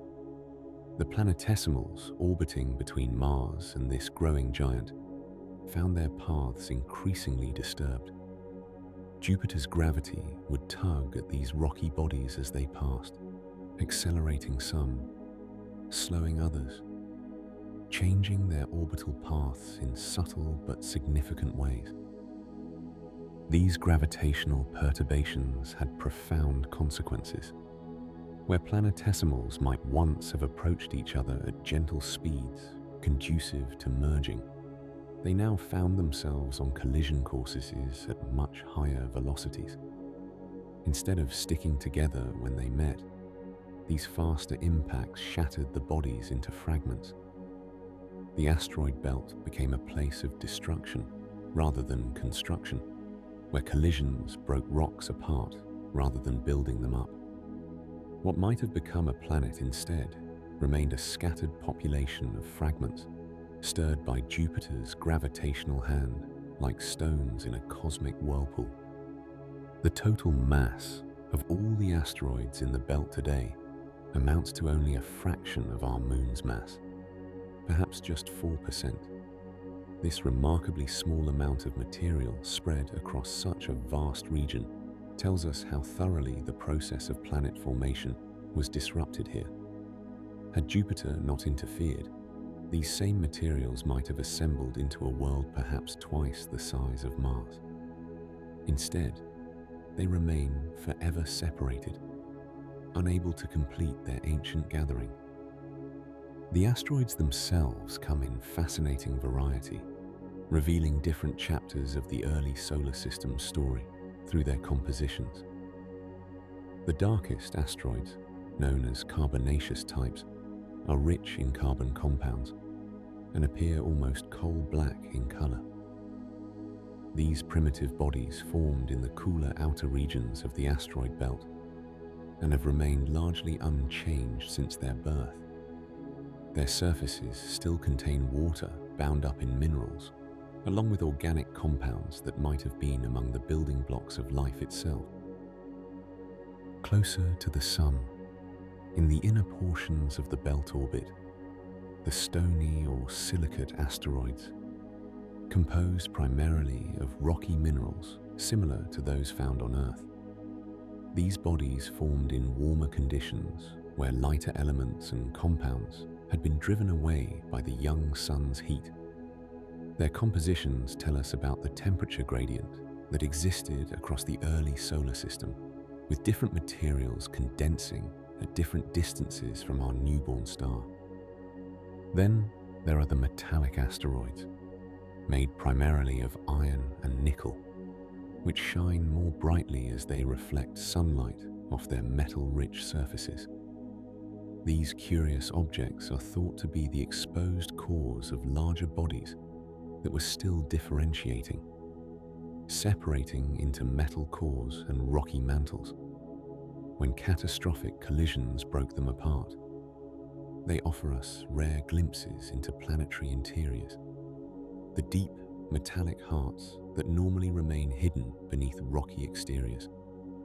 The largest asteroid, Ceres, measures nearly 1,000 kilometers across, substantial enough that its own gravity has pulled it into a roughly spherical shape. When discovered in 1801 by Giuseppe Piazzi on the very first night of the new century, Ceres was hailed as the missing planet astronomers had predicted should exist between Mars and Jupiter. But as telescopes improved and more asteroids were discovered in similar orbits, it became clear that Ceres was merely the largest member of a vast population of smaller bodies. Modern spacecraft have visited several asteroids, transforming them from mere points of light into real worlds with their own stories. The Near Shoemaker mission landed on asteroid Eros in 2001, revealing a battered, cratered landscape shaped by billions of years of collisions. Japan's Hayabusa spacecraft visited asteroid Itokawa, finding a rubble pile held together loosely by its own faint gravity, likely the reassembled fragments of an earlier collision. NASA's Dawn mission orbited both Vesta and Ceres, discovering that Ceres harbors bright deposits of salt left behind when water-rich material erupted from its interior and evaporated into space. These visiting spacecraft have revealed that asteroids are not merely lifeless rocks of interest only to scientists. Some near-Earth asteroids follow orbits that occasionally bring them close to our planet, and throughout Earth's history, these cosmic visitors have sometimes arrived as uninvited guests. The geological record preserves evidence of asteroid impacts that have dramatically influenced life's history on our world, though that is a story for another time. What matters for our present tale is understanding that the asteroid belt represents a connection between the ancient past and the present day. The belt also serves as a kind of museum, preserving samples from different regions and different epochs of solar system formation. Because these bodies never assembled into a planet, they never experienced the melting and differentiation that transform the larger world. Many asteroids still contain pristine materials from the solar nebula, grains that condense directly from the cloud of gas and dust. and have remained unchanged for 4.5 billion years. As we prepare to journey outward beyond Jupiter to even more distant realms, the asteroid belt stands as a reminder that the story of solar system formation is not just about the worlds that successfully assembled, but also about the places where that assembly was prevented, in the spaces between the planets, in the regions where gravitational influences competed and no single body could dominate. We find these scattered remnants, fragments of a planet that might have been, preserved like fossils from the violent and creative era when worlds were young.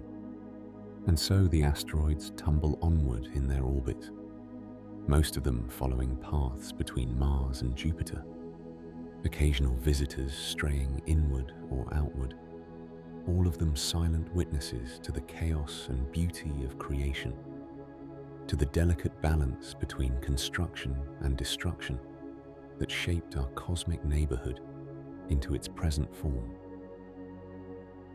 As we journey outward from the asteroid belt, past the majestic orbits of the giant planets, we enter a realm of perpetual twilight, where the sun appears as merely the brightest star in a field of countless others.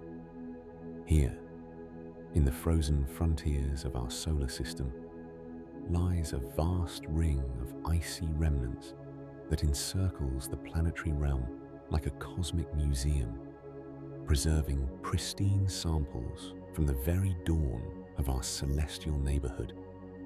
The Kuiper Belt begins just beyond Neptune's orbit, roughly 30 times Earth's distance from the Sun, and extends outward for billions of miles. This region is named after Dutch-American astronomer Gerard Kuiper, who predicted its existence in 1951, though the idea had been independently suggested by several scientists pondering what happened to the material that once filled the outer reaches of the Protoplanetary Disk. For decades, this prediction remained theoretical, a mathematical necessity rather than an observed reality. Then, in 1992, astronomers David Jewitt and Jane Liu discovered the first confirmed Kuiper Belt object beyond Pluto and Neptune's moon Triton, opening our eyes to an entirely new province of the solar system. The Kuiper Belt contains countless icy bodies, ranging from small chunks barely larger than snowballs to dwarf planets hundreds of miles across. These objects orbit the Sun in the same general plane as the major planets, following relatively circular paths that betray their origins as leftovers from the solar system's formation. Unlike the rocky asteroids closer to the Sun, Kuiper Belt objects are composed largely of frozen volatiles, substances that would vaporize in the warmer inner solar system, but remain solid as ice in these frigid reaches. Water ice forms the foundation of most of these bodies, but mixed within are frozen methane, ammonia, nitrogen, and carbon monoxide, along with rocky dust and complex organic molecules that give many of these objects reddish or brownish hues. The most famous resident of the Kuiper Belt is Pluto, discovered in 1930 by Clyde Tombaugh during a systematic search for a predicted ninth planet. For 76 years, Pluto held planetary status, the distant oddball of the solar family. But as our telescopes improved and surveys of the outer solar system became more thorough, astronomers discovered that Pluto was not alone in its realm. Dozens, then hundreds, then thousands of similar objects emerged from the darkness. In 2005, astronomers discovered Eris, a Kuiper Belt object slightly more massive than Pluto, forcing a reckoning about what truly constitutes a planet. The International Astronomical Union's 2006 decision to reclassify Pluto as a dwarf planet reflected not a demotion, but a deeper understanding that the outer solar system contains an entire population of these intermediate-sized worlds. Pluto itself is a geologically complex world, as revealed when NASA's New Horizons spacecraft flew past in 2015 after a 9.5-year journey. Images sent back across billions of miles showed a world of unexpected diversity. Vast plains of nitrogen ice, water ice mountains rising several miles high, and a heart-shaped region that captured public imagination. Other notable Kuiper Belt objects include Make, Haumea, with its elongated shape and rapid rotation, possibly resulting from an ancient collision, and Quar, each a unique world with its own story written in ice. Beyond the main Kuiper Belt lies an even more distant and diffuse region known as the scattered disk. While Kuiper Belt objects follow relatively orderly, circular orbits, scattered disk objects travel on highly elliptical paths that carry them on great swooping journeys through the outer solar system. These extreme orbits suggest a violent history. The leading theory proposes that these objects once orbited closer to the Sun, but were gravitationally flung outward during close encounters with Neptune, perhaps during a period when the giant planets migrated through the early solar system, reshaping its architecture.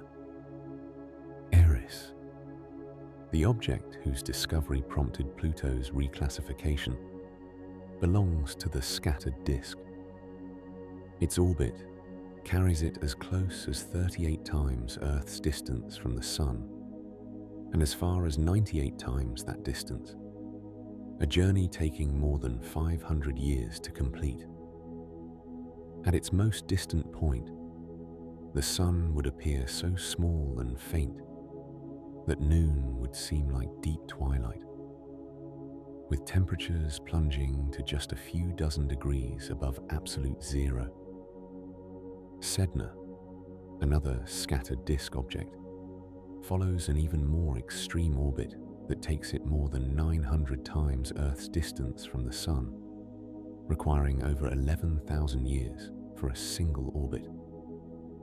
The origin of Sedna's peculiar orbit remains mysterious, possibly influenced by a passing star billions of years ago, or perhaps by a yet undiscovered large planet in the distant outer solar system. These frozen worlds preserve chemical signatures from the solar system's formation with remarkable fidelity.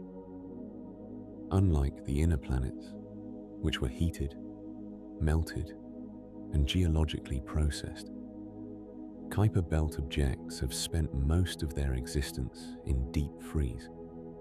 The ices and organic compounds they contain are largely unchanged since they first condensed from the Protoplanetary Disk 4.5 billion years ago.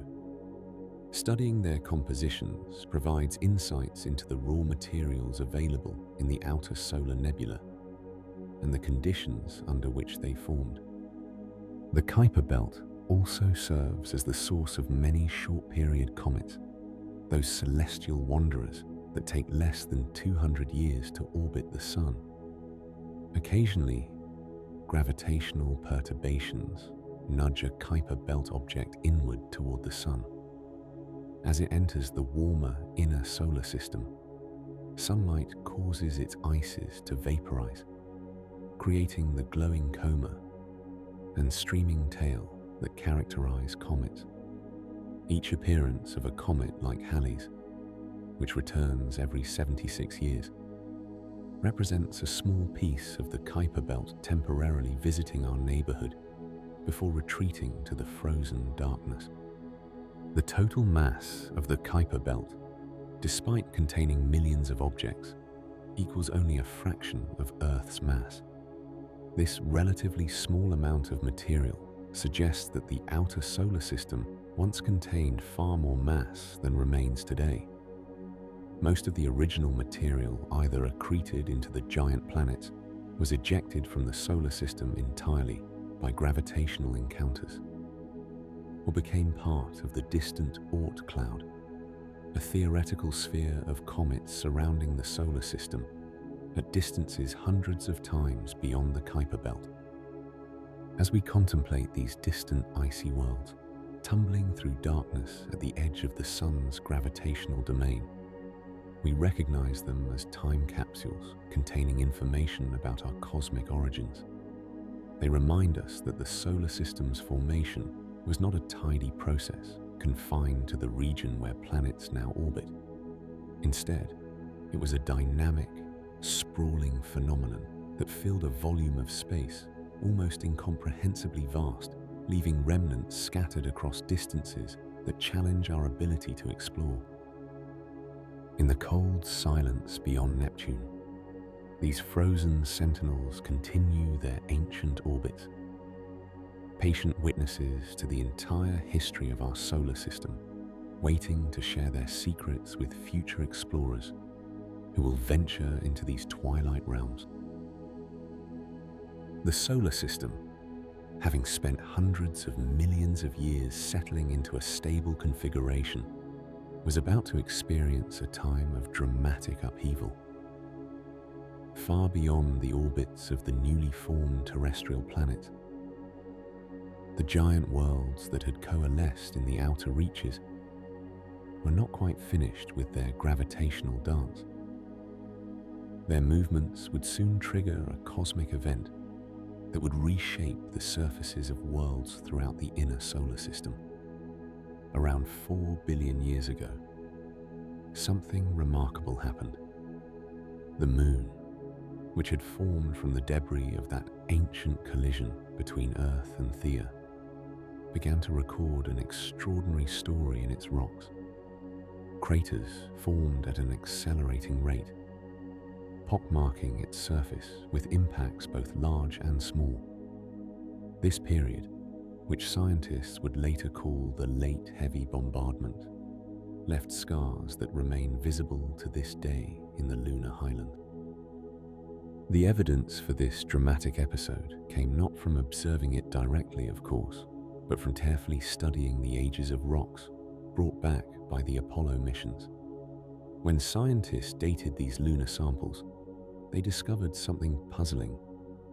Many of the rocks showed signs of melting, an impact shock dating to a relatively narrow window of time, roughly between 4.1 and 3.8 billion years ago. This concentration of impact ages suggested that the Moon, and likely the rest of the inner solar system, experienced an intense spike in bombardment during this period. But what could have caused such a sudden increase in impacts, hundreds of millions of years after the planets had formed? The solar system should have been settling down, with most of the leftover debris from planet formation already swept up or ejected.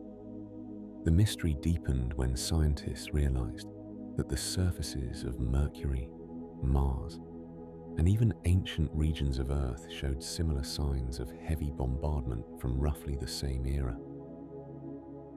The answer, researchers believe, lies in the movements of the giant planets. Computer simulations of the early solar system's evolution suggest that Jupiter, Saturn, Uranus, and Neptune may not have formed in precisely the orbits where we find them today. Instead, these massive worlds likely migrated, shifting their positions in response to gravitational interactions with each other and with the remaining debris disk. One particularly compelling model, developed by scientists studying planetary dynamics, proposes that the giant planets originally formed in a more compact configuration than they occupy now. For hundreds of millions of years, they orbited relatively peacefully, slowly interacting with the disk of planetesimals that remained scattered throughout the outer solar system. But these interactions were gradually changing their orbits, like a slow-motion dance where each partner subtly influences the others. Eventually, this dance reached a critical moment. Jupiter and Saturn, the two most massive planets, may have crossed into a particular orbital relationship where their gravitational influences on each other became especially strong. This resonance, as astronomers call it, would have dramatically amplified the effects of their mutual gravity. Like pushing a child on a swing at just the right rhythm, the resonance would have pumped energy into the planet's orbital motions. The result was chaos, but chaos playing out on a grand, planetary scale over millions of years. The giant planets began shifting their orbits more dramatically. Jupiter may have moved slightly inward, while Saturn, Uranus, and Neptune moved outward. These migrations sent gravitational ripples throughout the solar system, disturbing the carefully balanced orbits of countless smaller bodies. The vast reservoir of icy planetesimals in the outer solar system, ancestors of today's Kuiper belt objects, found their orbits suddenly destabilized. Some were flung outward into the far reaches of the solar system, or ejected entirely. Others were scattered inward, creating a sudden surge of comets and asteroids raining through the inner solar system. This influx of projectiles bombarded the terrestrial planets and their moons, creating the spike in impacts recorded in the lunar rocks. The effects on the inner solar system were profound. The moon's surface was heavily cratered during this time, with enormous impacts creating the large, dark basins we can see from Earth, even without a telescope.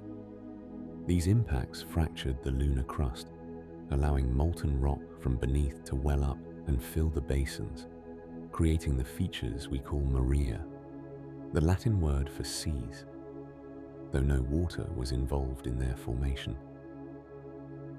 Earth experienced similar bombardment, though its larger size and active geology have since erased most of the direct evidence. Some scientists speculate that this period of heavy impacts may have influenced the development of conditions suitable for life. Comets arriving during this time could have delivered water and organic compounds to Earth's surface. Others suggest the impacts might have temporarily sterilized the surface, pushing any early life into deep-sea refuges where it would have to wait out the bombardment. Mars, with its thinner atmosphere and less active geology, preserved more obvious scars from this period. The northern and southern hemispheres of Mars show dramatically different terrain, and impacts during the late heavy bombardment contributed to shaping these distinct regions. Mercury's heavily cratered surface similarly bears witness to this violent era.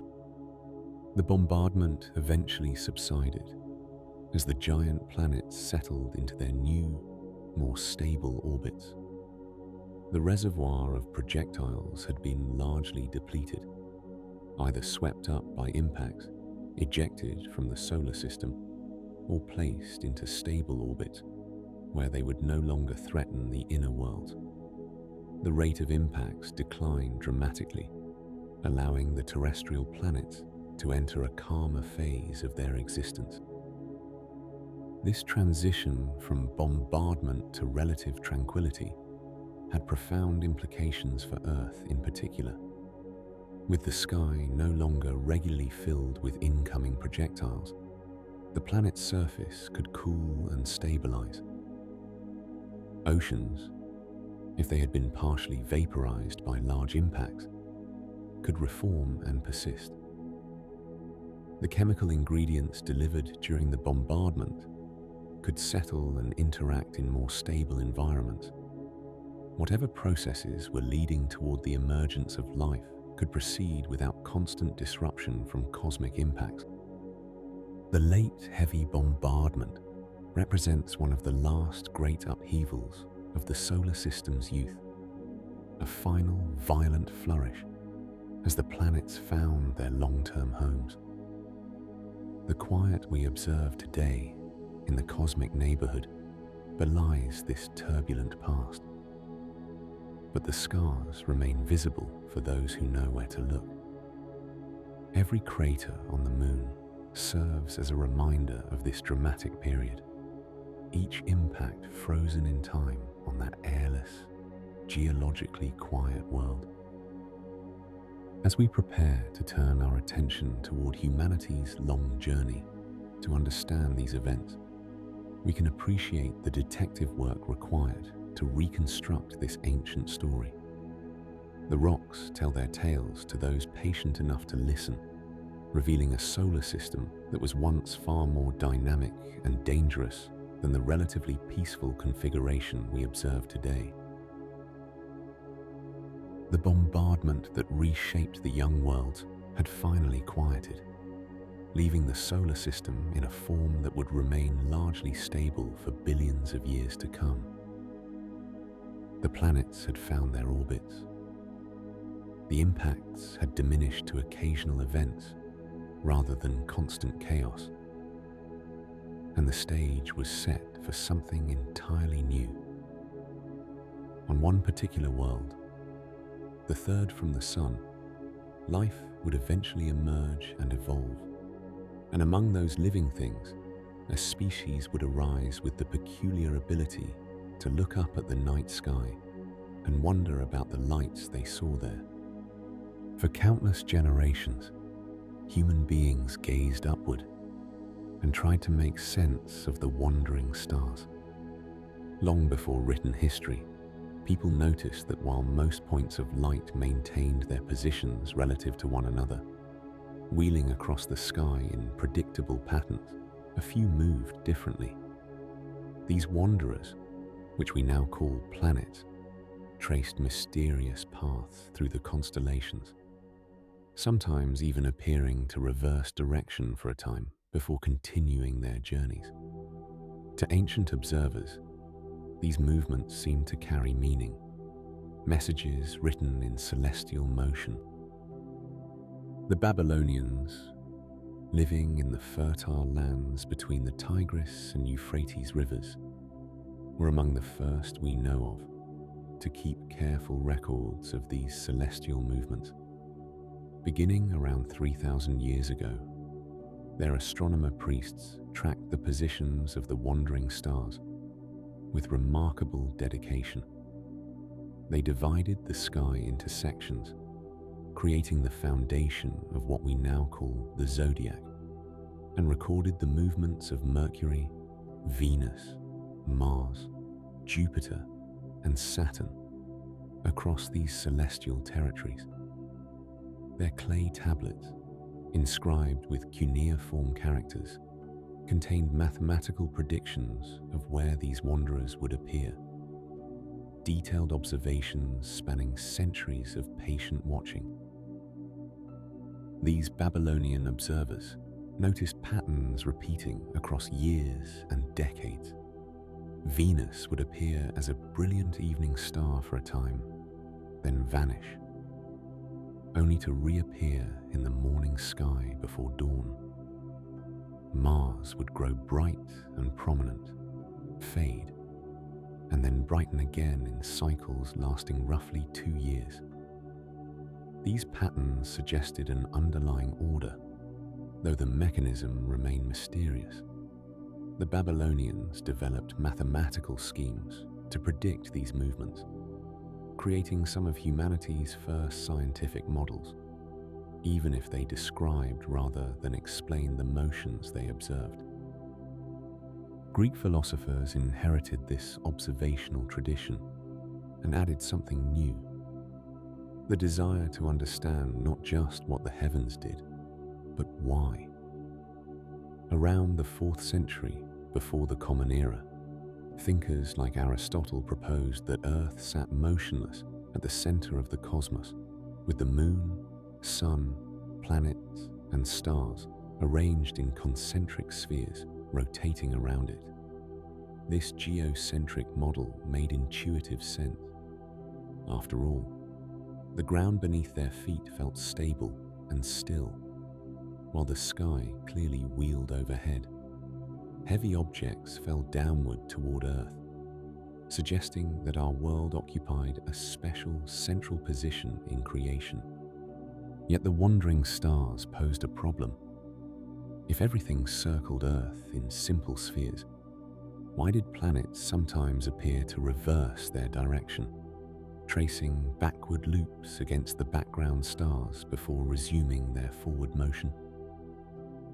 The Greek astronomer Apollonius, and later Hipparchus, developed an ingenious mathematical solution: epicycles. In this scheme, planets didn't simply orbit Earth directly.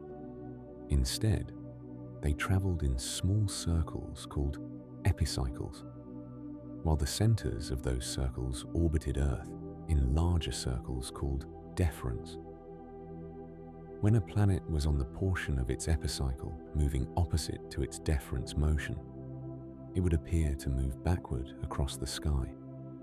This model reached its most sophisticated form in the work of Claudius Ptolemy, working in Alexandria around the 2nd century of the Common Era. Ptolemy refined the system of epicycles, adding additional features like equants and eccentric circles to better match the observed positions of the wanderers. His great work, the Almagest, compiled centuries of observations and presented a comprehensive mathematical model that could predict planetary positions with impressive accuracy. It was complex, certainly, with circles upon circles, but it worked reasonably well for practical purposes, like creating calendars and predicting when planets would appear in particular regions of the sky. The Ptolemaic system would dominate astronomical thinking for well over 1,000 years.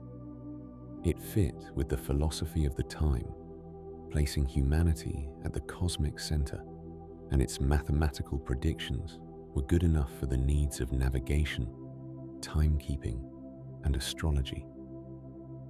Few questioned whether Earth truly sat motionless at the center of everything. The evidence of their senses seemed clear, and the mathematics produced useful results. But the geocentric model had accumulated complications over the centuries. To match observations with increasing precision, astronomers had added more and more epicycles, creating an increasingly intricate mechanism. Some observers noted that it seemed unnecessarily complex. Could nature truly operate through such an elaborate arrangement of circular motions? The system also struggled with some observations, like the varying brightness of planets, which suggested they must change their distances from Earth more dramatically than the epicycle model easily allowed. In other parts of this world, different traditions had developed their own sophisticated astronomical systems. In ancient India, mathematicians and astronomers developed detailed models for predicting planetary positions and eclipses. Chinese astronomers maintained careful records spanning millennia, noting unusual events like comets and novae that appeared in the heavens. Islamic scholars preserved Greek astronomical texts during periods when they were lost in Europe, added their own observations, and developed increasingly precise instruments for measuring celestial positions. The Great Observatory at Marageh, built in the 13th century in what is now Iran, housed instruments of unprecedented accuracy and attracted astronomers who refined mathematical models of planetary motion. Meanwhile, in Central America, Mayan astronomers tracked Venus with extraordinary precision, incorporating its cycles into their calendar systems and architecture. Their observations revealed the deep human drive to understand celestial patterns appearing independently across cultures separated by vast distances.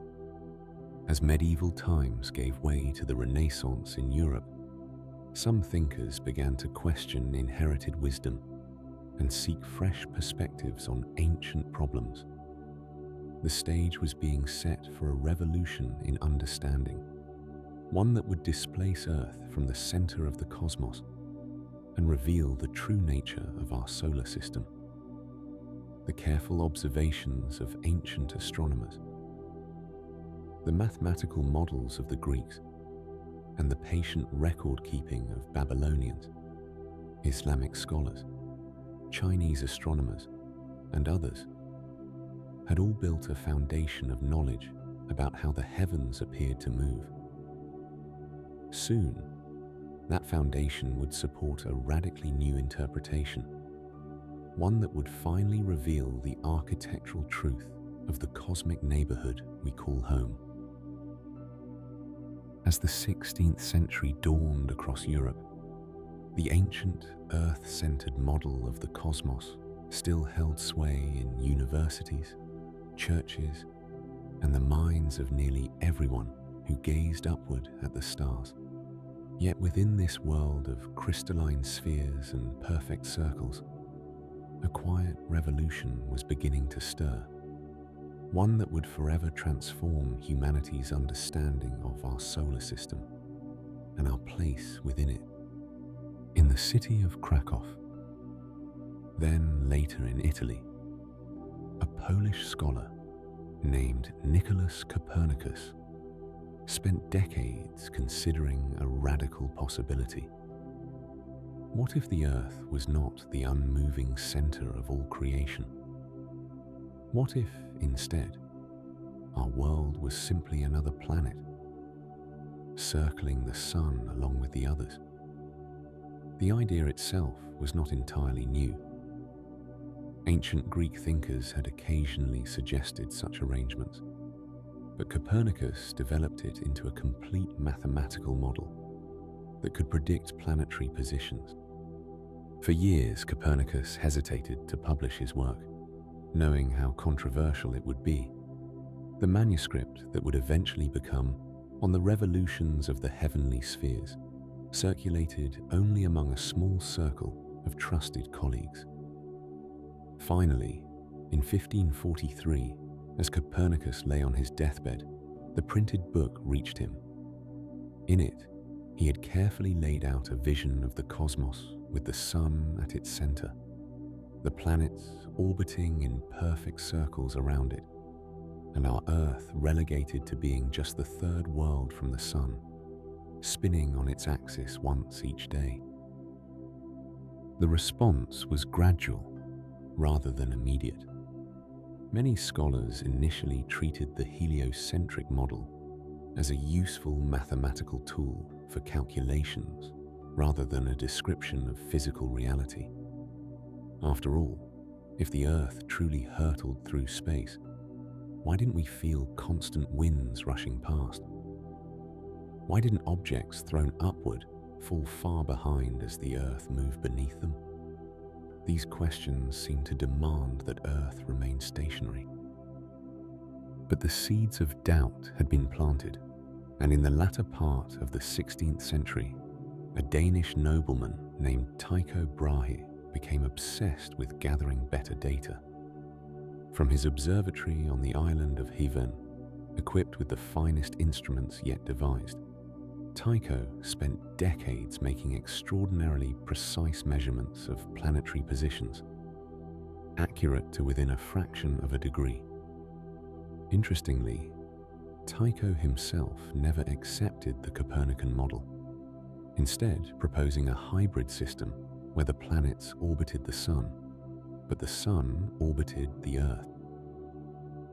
The true power of Tycho's observations would only become clear after his death, when his assistant Johannes Kepler inherited those precious decades of data. Kepler was a committed Copernican, convinced that the Sun must lie at the center of the solar system, but he was also a brilliant mathematician who insisted that theory must match observation perfectly. For years, Kepler struggled to fit Tycho's precise measurements to models based on circular orbits, as both Copernicus and ancient tradition demanded. The breakthrough came when Kepler made a revolutionary leap. Perhaps the planets did not move in perfect circles at all. Working primarily with Mars, whose motion had proven most troublesome, Kepler discovered that an ellipse, an oval shape with the Sun at one focus, matched Tycho's observations beautifully. This became Kepler's first law of planetary motion. He found further that planets moved faster when closer to the Sun and slower when farther away, sweeping out equal areas in equal times, his second law. Years later, after extensive calculations, he discovered a mathematical relationship between a planet's orbital period and its distance from the Sun, the third law. These three laws, published between 1609 and 1619, transformed the heliocentric model from a geometric convenience into a precise descriptive system. The cosmos no longer required perfect circles or uniform motions. Instead, it followed elegant mathematical principles that Kepler believed reflected divine harmony in creation. Meanwhile, in Italy, Galileo Galilei was turning a newly invented instrument toward the heavens. The telescope, initially developed in the Netherlands for viewing distant ships, became in Galileo's hands a tool for cosmic exploration. Beginning in 1609, Galileo made a series of discoveries that shook the foundations of the old worldview. He saw mountains and valleys on the moon, proving that celestial bodies were not perfect, unblemished spheres, as Aristotelian philosophy claimed. He observed 4 moons orbiting Jupiter, demonstrating that not everything in the cosmos circled the Earth. He saw that Venus went through a complete set of phases like our moon, from crescent to full, which could only occur if Venus orbited the Sun. He noticed that Saturn appeared to have peculiar appendages. His telescope was not quite powerful enough to reveal them as rings, but he knew something unusual surrounded that distant world. Galileo became an outspoken advocate for the Copernican system, writing in Italian rather than Latin to reach a broader audience. His dialogues compared the Earth-centered and Sun-centered models, clearly favoring the latter. This public advocacy eventually brought him into conflict with religious authorities, and in 1633 he was tried and forced to recant his support for the heliocentric model. Yet the evidence he had gathered through his telescope could not be unseen, and his writings continued to circulate and convince. Across Europe, natural philosophers, the scientists of their time, began to embrace the new vision of the solar system. The Earth orbited the Sun. The planets followed elliptical paths. Moons could orbit planets even as those planets orbited the Sun. The universe was larger and more complex than previously imagined, yet it followed comprehensible mathematical laws. Still, a crucial question remained unanswered. Why did the planets move as they did? What force or principle guided them in their elliptical paths? Kepler had speculated about a force emanating from the Sun, weakening with distance, but he lacked the mathematical tools to develop the idea fully. That final piece of the puzzle would require the genius of an English mathematician and natural philosopher, whose work would unite celestial and terrestrial mechanics in a single, universal theory. But that story belongs to the chapter that follows. As you drift towards sleep tonight, imagine those patient observers: Copernicus with his manuscripts, Tycho with his instruments, Kepler with his calculations, Galileo with his telescope, each contributing pieces to a grand puzzle. They lived in a time when the very structure of the cosmos was being reimagined, when humanity took its first tentative steps toward truly understanding the solar system that had formed billions of years before we arrived to contemplate it. The revolution they began continues still as we probe deeper into the nature of our cosmic neighborhood and the physical laws that govern its eternal dance around our life-giving sun. The telescope had revealed wonders beyond imagining, and the mathematical models had traced the graceful paths of planets across the sky. But something essential remained missing from humanity's understanding of the cosmos. The question was not just where the planets moved, but why? What invisible force guided their eternal dance around the sun?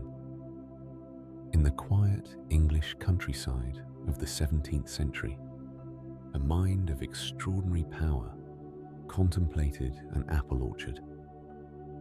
Whether or not the famous apple actually fell remains uncertain, but what emerged from Isaac Newton's thinking would transform our comprehension of the universe itself. He recognized something profound. The same force that pulled an apple downward might extend far beyond Earth's surface, reaching out to guide the moon in its orbit and perhaps governing the motions of all celestial bodies. Newton's law of universal gravitation stated that every object in the universe attracts every other object with a force proportional to their masses and inversely proportional to the square of the distance between them. This elegant mathematical relationship, published in his Principia Mathematica in 1687, did more than explain planetary motion. It unified heaven and earth, showing that the same physical laws applied everywhere in the cosmos. The planets didn't require invisible spheres or divine intervention to maintain their paths. They simply followed the natural consequence of gravity's universal pull. With Newton's mathematics, astronomers could now predict planetary positions with remarkable accuracy. They could calculate the masses of planets from the orbits of their moons, understand the tides as consequences of lunar and solar gravity, and comprehend why planets moved faster when closer to the sun. The clockwork universe seemed perfectly understood, its mechanisms laid bare by mathematical law. Yet the universe held secrets that would test even Newton's comprehensive theory. In the decades and centuries that followed, astronomers noticed puzzling discrepancies. Uranus, discovered by William Herschel in 1781, wandered slightly from its predicted path. The deviations were small but persistent, suggesting something was tugging at the distant world in ways Newton's equations couldn't account for, unless another planet lurked farther out, unseen. Two mathematicians, working independently on opposite sides of the English Channel, tackled this mystery through pure calculation. Urbain Le Verrier in France and John Couch Adams in England used Newton's gravitational laws to predict where an unknown planet must be located to produce the observed perturbations in Uranus's orbit. When Johann Galle pointed his telescope at the predicted position on September 23, 1846, Neptune swam into view, located almost exactly where the mathematics suggested it must be. This triumph represented the power of Newtonian physics at its zenith. A planet had been discovered not by patient skywatching, but by mathematical deduction. The inner solar system, however, whispered of deeper mysteries. Mercury, the swift messenger planet racing closest to the Sun, followed an orbit that didn't quite behave as Newton's laws predicted. Its perihelion, the point of closest approach to the Sun, slowly rotated around the Sun at a rate slightly faster than calculations allowed. The discrepancy was tiny, a mere 43 seconds of arc per century. But it was real and persistent. Astronomers searched for another unseen planet even closer to the Sun, sometimes called Vulcan, but no such world existed. For decades, this anomaly remained unexplained. A small crack in the otherwise perfect edifice of Newtonian mechanics. The answer would come from a direction no one anticipated, from a young patent clerk in Switzerland who spent his spare moments contemplating the nature of space, time, and gravity itself. Albert Einstein's special theory of relativity, published in 1905, had already revolutionized physics by showing that space and time were interwoven, and that the speed of light remained constant for all observers. But Einstein realized that special relativity didn't account for gravity, and he spent the next decade developing an even more radical idea. General relativity, completed in 1915, reconceived gravity not as a force acting across empty space, but as the curvature of space-time itself. Massive objects like the Sun don't pull on planets through some mysterious attractive force. Instead, they warp the fabric of space-time around them, and planets simply follow the straightest possible paths through this curved geometry. Imagine placing a heavy ball on a stretched rubber sheet. The ball creates a depression, and a smaller marble rolled nearby will curve around it. Not because the ball pulls on it, but because the sheet itself is curved. This profound reimagining of gravity's nature made predictions that differed slightly from Newton's laws in extreme conditions. Where gravity was strongest or velocities highest, Einstein's equations diverged from Newton's. And there, closest to the Sun where space-time's curvature was most pronounced in our solar system, Mercury's orbit should indeed precess slightly faster than Newtonian physics predicted. When Einstein calculated the expected rate, it matched the observed anomaly exactly: 43 seconds of arc per century. The mystery was solved, and general relativity passed its first major test. Other confirmations followed. During a solar eclipse in 1919, astronomers measured how the Sun's gravity bent light from distant stars passing near its edge, precisely as Einstein's curved space-time predicted. The results made headlines worldwide, transforming Einstein into a scientific celebrity and establishing general relativity as our best description of gravity's true nature. Yet for most purposes in our solar system, Newton's laws remain magnificently accurate. Spacecraft navigators still use Newtonian mechanics to plot trajectories to Mars and beyond, adding only small relativistic corrections when extreme precision is required. The difference between the two theories matters most where gravity is extraordinarily strong, near black holes or neutron stars, or when examining the universe at its largest scales. Newton had indeed glimpsed profound truth, even if Einstein later revealed a deeper layer of reality beneath. The progression from Copernicus through Kepler, Galileo, Newton, and finally Einstein represents more than accumulating knowledge. It shows how scientific understanding evolves, each generation building on previous insights, while sometimes discovering that familiar concepts like gravity itself require complete reconceptualization.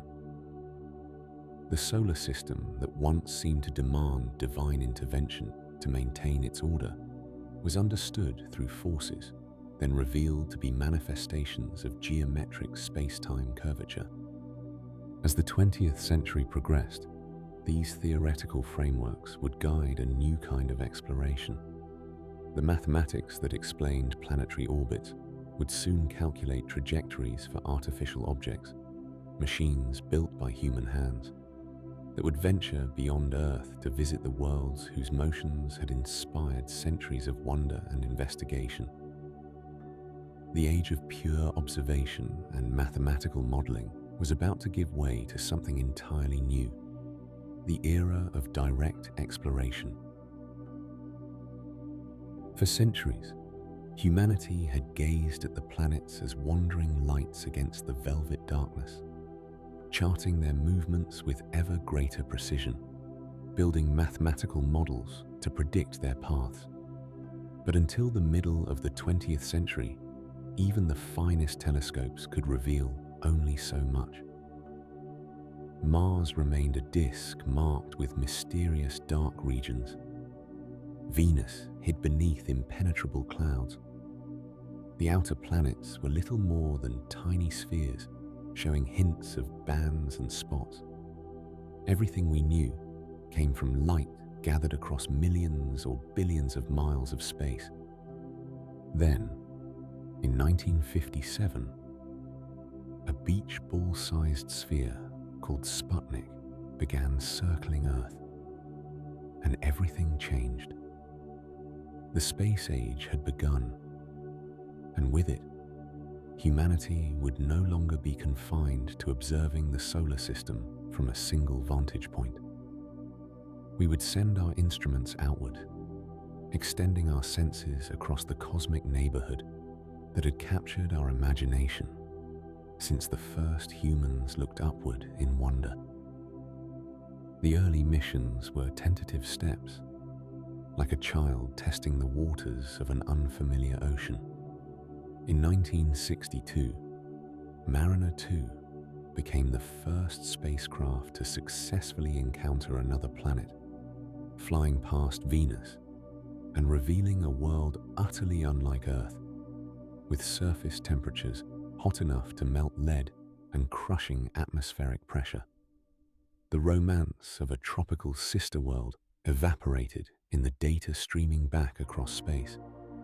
Venus was a furnace, its thick carbon dioxide atmosphere creating a runaway greenhouse effect that had transformed it into the solar system's most hostile terrestrial world.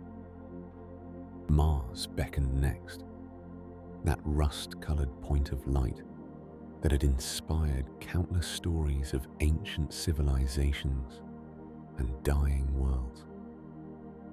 When Mariner 4 flew past in 1965, returning the first close-up images of the Martian surface, it revealed a cratered, seemingly lifeless landscape, more reminiscent of the Moon than the vibrant world many had hoped to find. Yet subsequent missions would show Mars to be far more complex than those first images suggested.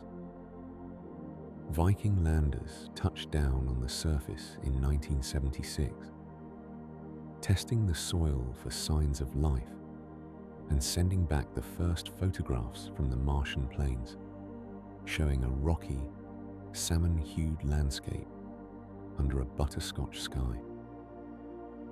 While these early missions explored our nearest neighbors, engineers and scientists were planning something far more ambitious. The planets of the outer solar system orbited so far from Earth that reaching them required years of travel and enormous amounts of fuel. But in the late 1970s, a rare alignment of the giant planets would occur, an arrangement that happens only once every 176 years. A spacecraft could use the gravity of each planet to fling itself onward to the next, like a cosmic game of hopscotch across the outer solar system. Two spacecraft, Voyager 1 and Voyager 2, launched in 1977 to take advantage of this celestial arrangement.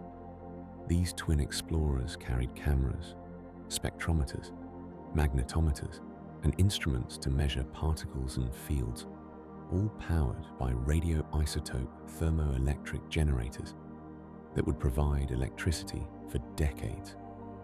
They also carried golden records, messages from humanity encoded in metal, and meant for any intelligence that might someday encounter these ambassadors from Earth, now traveling through interstellar space. Voyager 1 reached Jupiter in 1979, and the images it returned transformed our understanding of the solar system's largest planet. Instead of a simple banded sphere, Jupiter revealed itself as a world of astonishing complexity and beauty. The Great Red Spot, visible from Earth for centuries, appeared as an enormous storm system larger than our entire planet, its swirling clouds reaching deep into the Jovian atmosphere. The volcanic moon Io astounded scientists with active eruptions, making it the most geologically active world in the solar system. Europa's surface of cracked ice hinted at an ocean beneath, while Ganymede and Callisto showed the scars of billions of years of impact.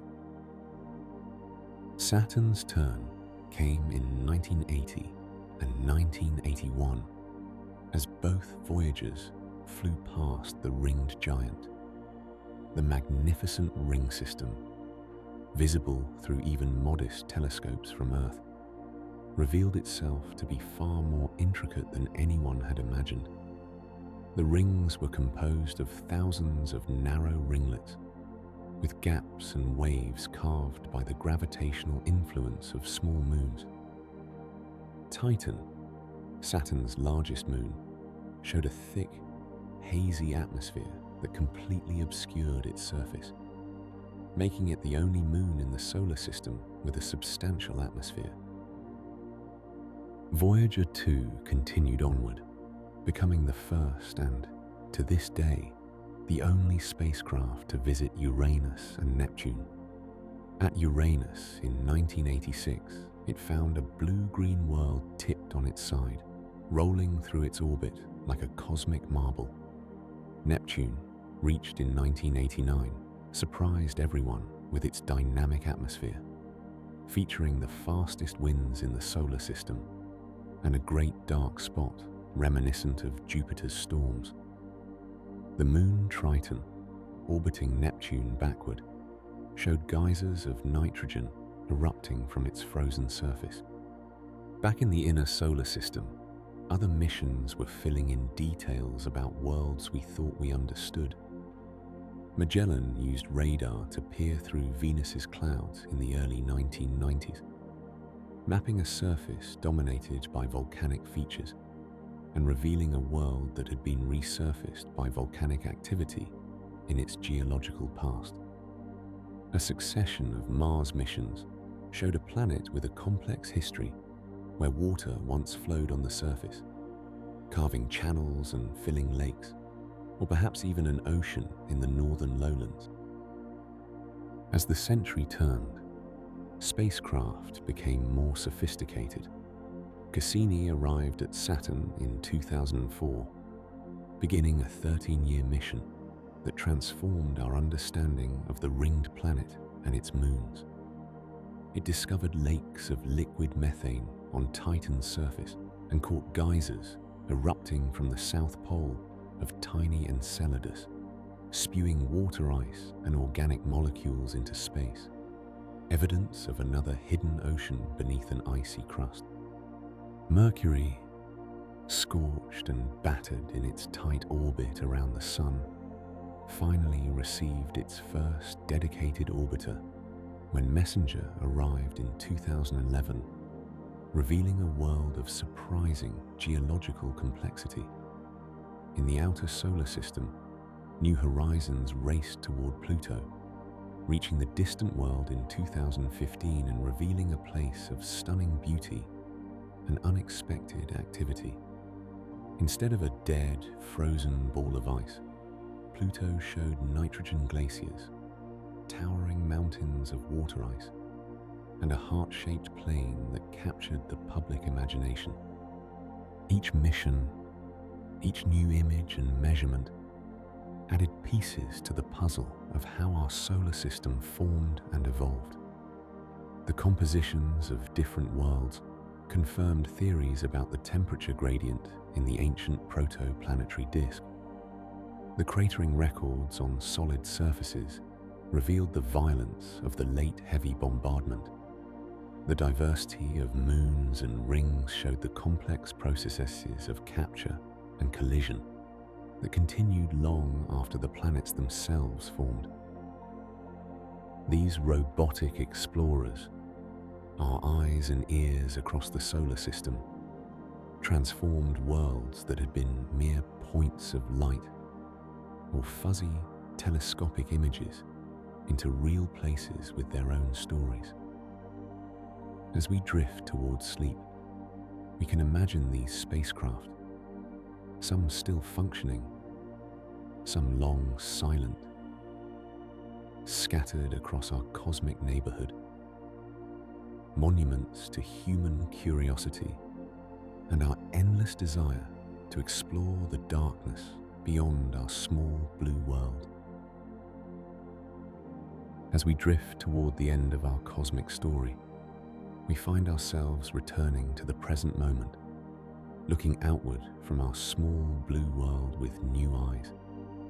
The journey we've taken together, from ancient stardust to the formation of our sun and planets, has brought us here, to an extraordinary period in human history when we can finally see our solar system not as an isolated island, but as one member of a vast cosmic family. For most of human existence, we could only wonder whether other worlds like ours existed beyond the reach of our senses. Our solar system was the only one we knew, and we had no way to know if it was typical or exceptional. Then, in 1995, astronomers Michel Maur and Didier Queloz detected the first planet orbiting a sun-like star beyond our own. This world, called 51 Pegasi b, was nothing like we expected. A giant planet larger than Jupiter, it whirled around its star in just over 4 days, closer to its sun than Mercury is to ours. This discovery opened a door that would never close. In the years that followed, thousands upon thousands of exoplanets revealed themselves to our telescopes. The Kepler Space Telescope alone discovered more than 2,700 confirmed planets during its mission, and the count continues to grow with each passing month. These worlds come in bewildering variety. Hot Jupiters orbit their stars at scorching distances. Super-Earth. Planets larger than our own, but smaller than Neptune, populate a category that doesn't exist in our solar system at all. Ice giants drift in outer darkness. Rocky worlds circle red dwarf stars in systems utterly unlike our own. As we catalogue these distant planetary systems, patterns begin to emerge from the chaos. We see that planetary systems are common, not rare. Current estimates suggest that most stars in our galaxy host at least one planet. The Milky Way contains hundreds of billions of stars, which means hundreds of billions of planetary systems stretching across the galactic disk. We are not alone in having worlds that orbit a sun. But we also see diversity that challenges our understanding. Some systems contain multiple planets, packed tightly together in orbital resonances, their gravitational dances precisely choreographed. Others have planets on wildly eccentric orbits, stretched into long ellipses rather than the near circles of our own planetary paths. We observe systems where giant planets migrated inwards through their protoplanetary disks, completely reshaping the architecture of their cosmic neighborhoods. These observations force us to reconsider our own solar system story. The neat, ordered arrangement we see today, with small rocky worlds close to the sun and gas giants farther out, may not be as typical as we once assumed. Our circular orbits and our spacing may reflect a relatively calm formation history, without the dramatic migrations and disruptions that seem common elsewhere. Or perhaps our system underwent its own period of chaos during the late heavy bombardment, settling into stability only after considerable rearrangement. What makes a planetary system capable of harboring life as we know it? This question takes on new urgency as we discover more worlds. Astronomers have identified a habitable zone around each star, a region where temperatures might allow liquid water to exist on a planet's surface. Earth sits comfortably within our Sun's habitable zone. Venus lies at its inner edge, too hot. Mars rests near the outer boundary, too cold. But location alone doesn't guarantee habitability. A planet needs the right size to hold an atmosphere, the right composition to provide essential elements, perhaps a large moon to stabilize its rotation, maybe even a Jupiter-like giant planet in the outer system to deflect dangerous comets. As we examine thousands of planetary systems, we're beginning to understand just how many factors had to align for Earth to become the life-bearing world we know. This doesn't mean life is impossibly rare. With so many planets in the galaxy, even unlikely combinations probably occur countless times. But it suggests that our solar system, our planet, and our existence here represent a precious confluence of circumstances. Looking outward also helps us look inward with fresh appreciation. The missions we've sent throughout our solar system have revealed worlds of astounding diversity right here in our cosmic backyard. Europa's subsurface ocean, Enceladus venting water into space, Titan's methane lakes, Mars's ancient river valleys, all remind us that our solar system is far from fully explored or understood. Each world tells part of the formation story, preserving clues in its rocks, its ice, its atmosphere. Our understanding continues to evolve. Current missions are studying asteroids and comets, returning samples from these primitive bodies that formed in the solar system's earliest days. Future missions plan to search for life in the oceans beneath icy crusts. Telescopes on Earth and in space are characterizing the atmospheres of distant exoplanets, looking for chemical signatures that might indicate biological processes. We stand at the threshold of potentially answering one of humanity's oldest questions, whether life exists elsewhere. The story of our solar system is also the story of how we came to understand it. From ancient observers tracking planets across the night sky to spacecraft visiting distant worlds, each generation has added to our knowledge. The shift from geocentric to heliocentric models, the unification of celestial and terrestrial physics, the recognition that our sun is one star among billions. Each of these insights expanded our cosmic perspective. Now we're experiencing another expansion as we place our solar system within the context of countless others. Perhaps most profound is the recognition of our participation in an ongoing cosmic cycle. The atoms in our bodies were forged in stellar furnaces and scattered by supernovae. Those atoms gathered in a molecular cloud, collapsed under gravity, formed our sun and planet, and eventually assembled into living beings capable of understanding their own origins. We are the solar system's way of knowing itself. stardust contemplating stardust. As you settle into rest, consider this remarkable journey we've traced together, from the ancient universe through clouds of gas and dust, from the sun's ignition through planetary formation, from humanity's first wondering gazes skyward to spacecraft visiting other worlds. We've followed billions of years of cosmic evolution. Our solar system is both unique and ordinary, special and typical, a single example of processes that occur throughout the universe, yet the only home we've ever known. The story continues. New discoveries await. Missions are traveling to distant destinations. Telescopes are peering deeper into space and time. But for now, as darkness settles and stars emerge overhead, we can rest knowing our place in this vast cosmic dance. We live on a world formed from stellar ashes, orbiting a star born from collapsing clouds, in a solar system that is both our entire world and one small part of an infinite cosmic story still being written. Sleep well, cosmic traveler. The stars will still be there when you wake.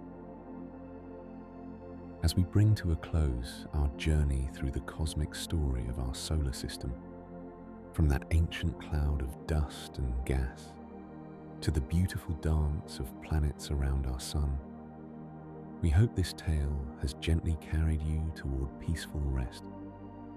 Thank you for joining us on this tranquil voyage through space and time. If these calm explorations have brought you comfort tonight, we'd love to have you with us again. Please like, subscribe, and share your thoughts in the comments below to help other smart sleepers find their way here. And now, as the night deepens and your mind settles like stardust finding its place, we wish you the sweetest of dreams. Good night, fellow dreamer, and may your sleep be as peaceful as the silent stars above.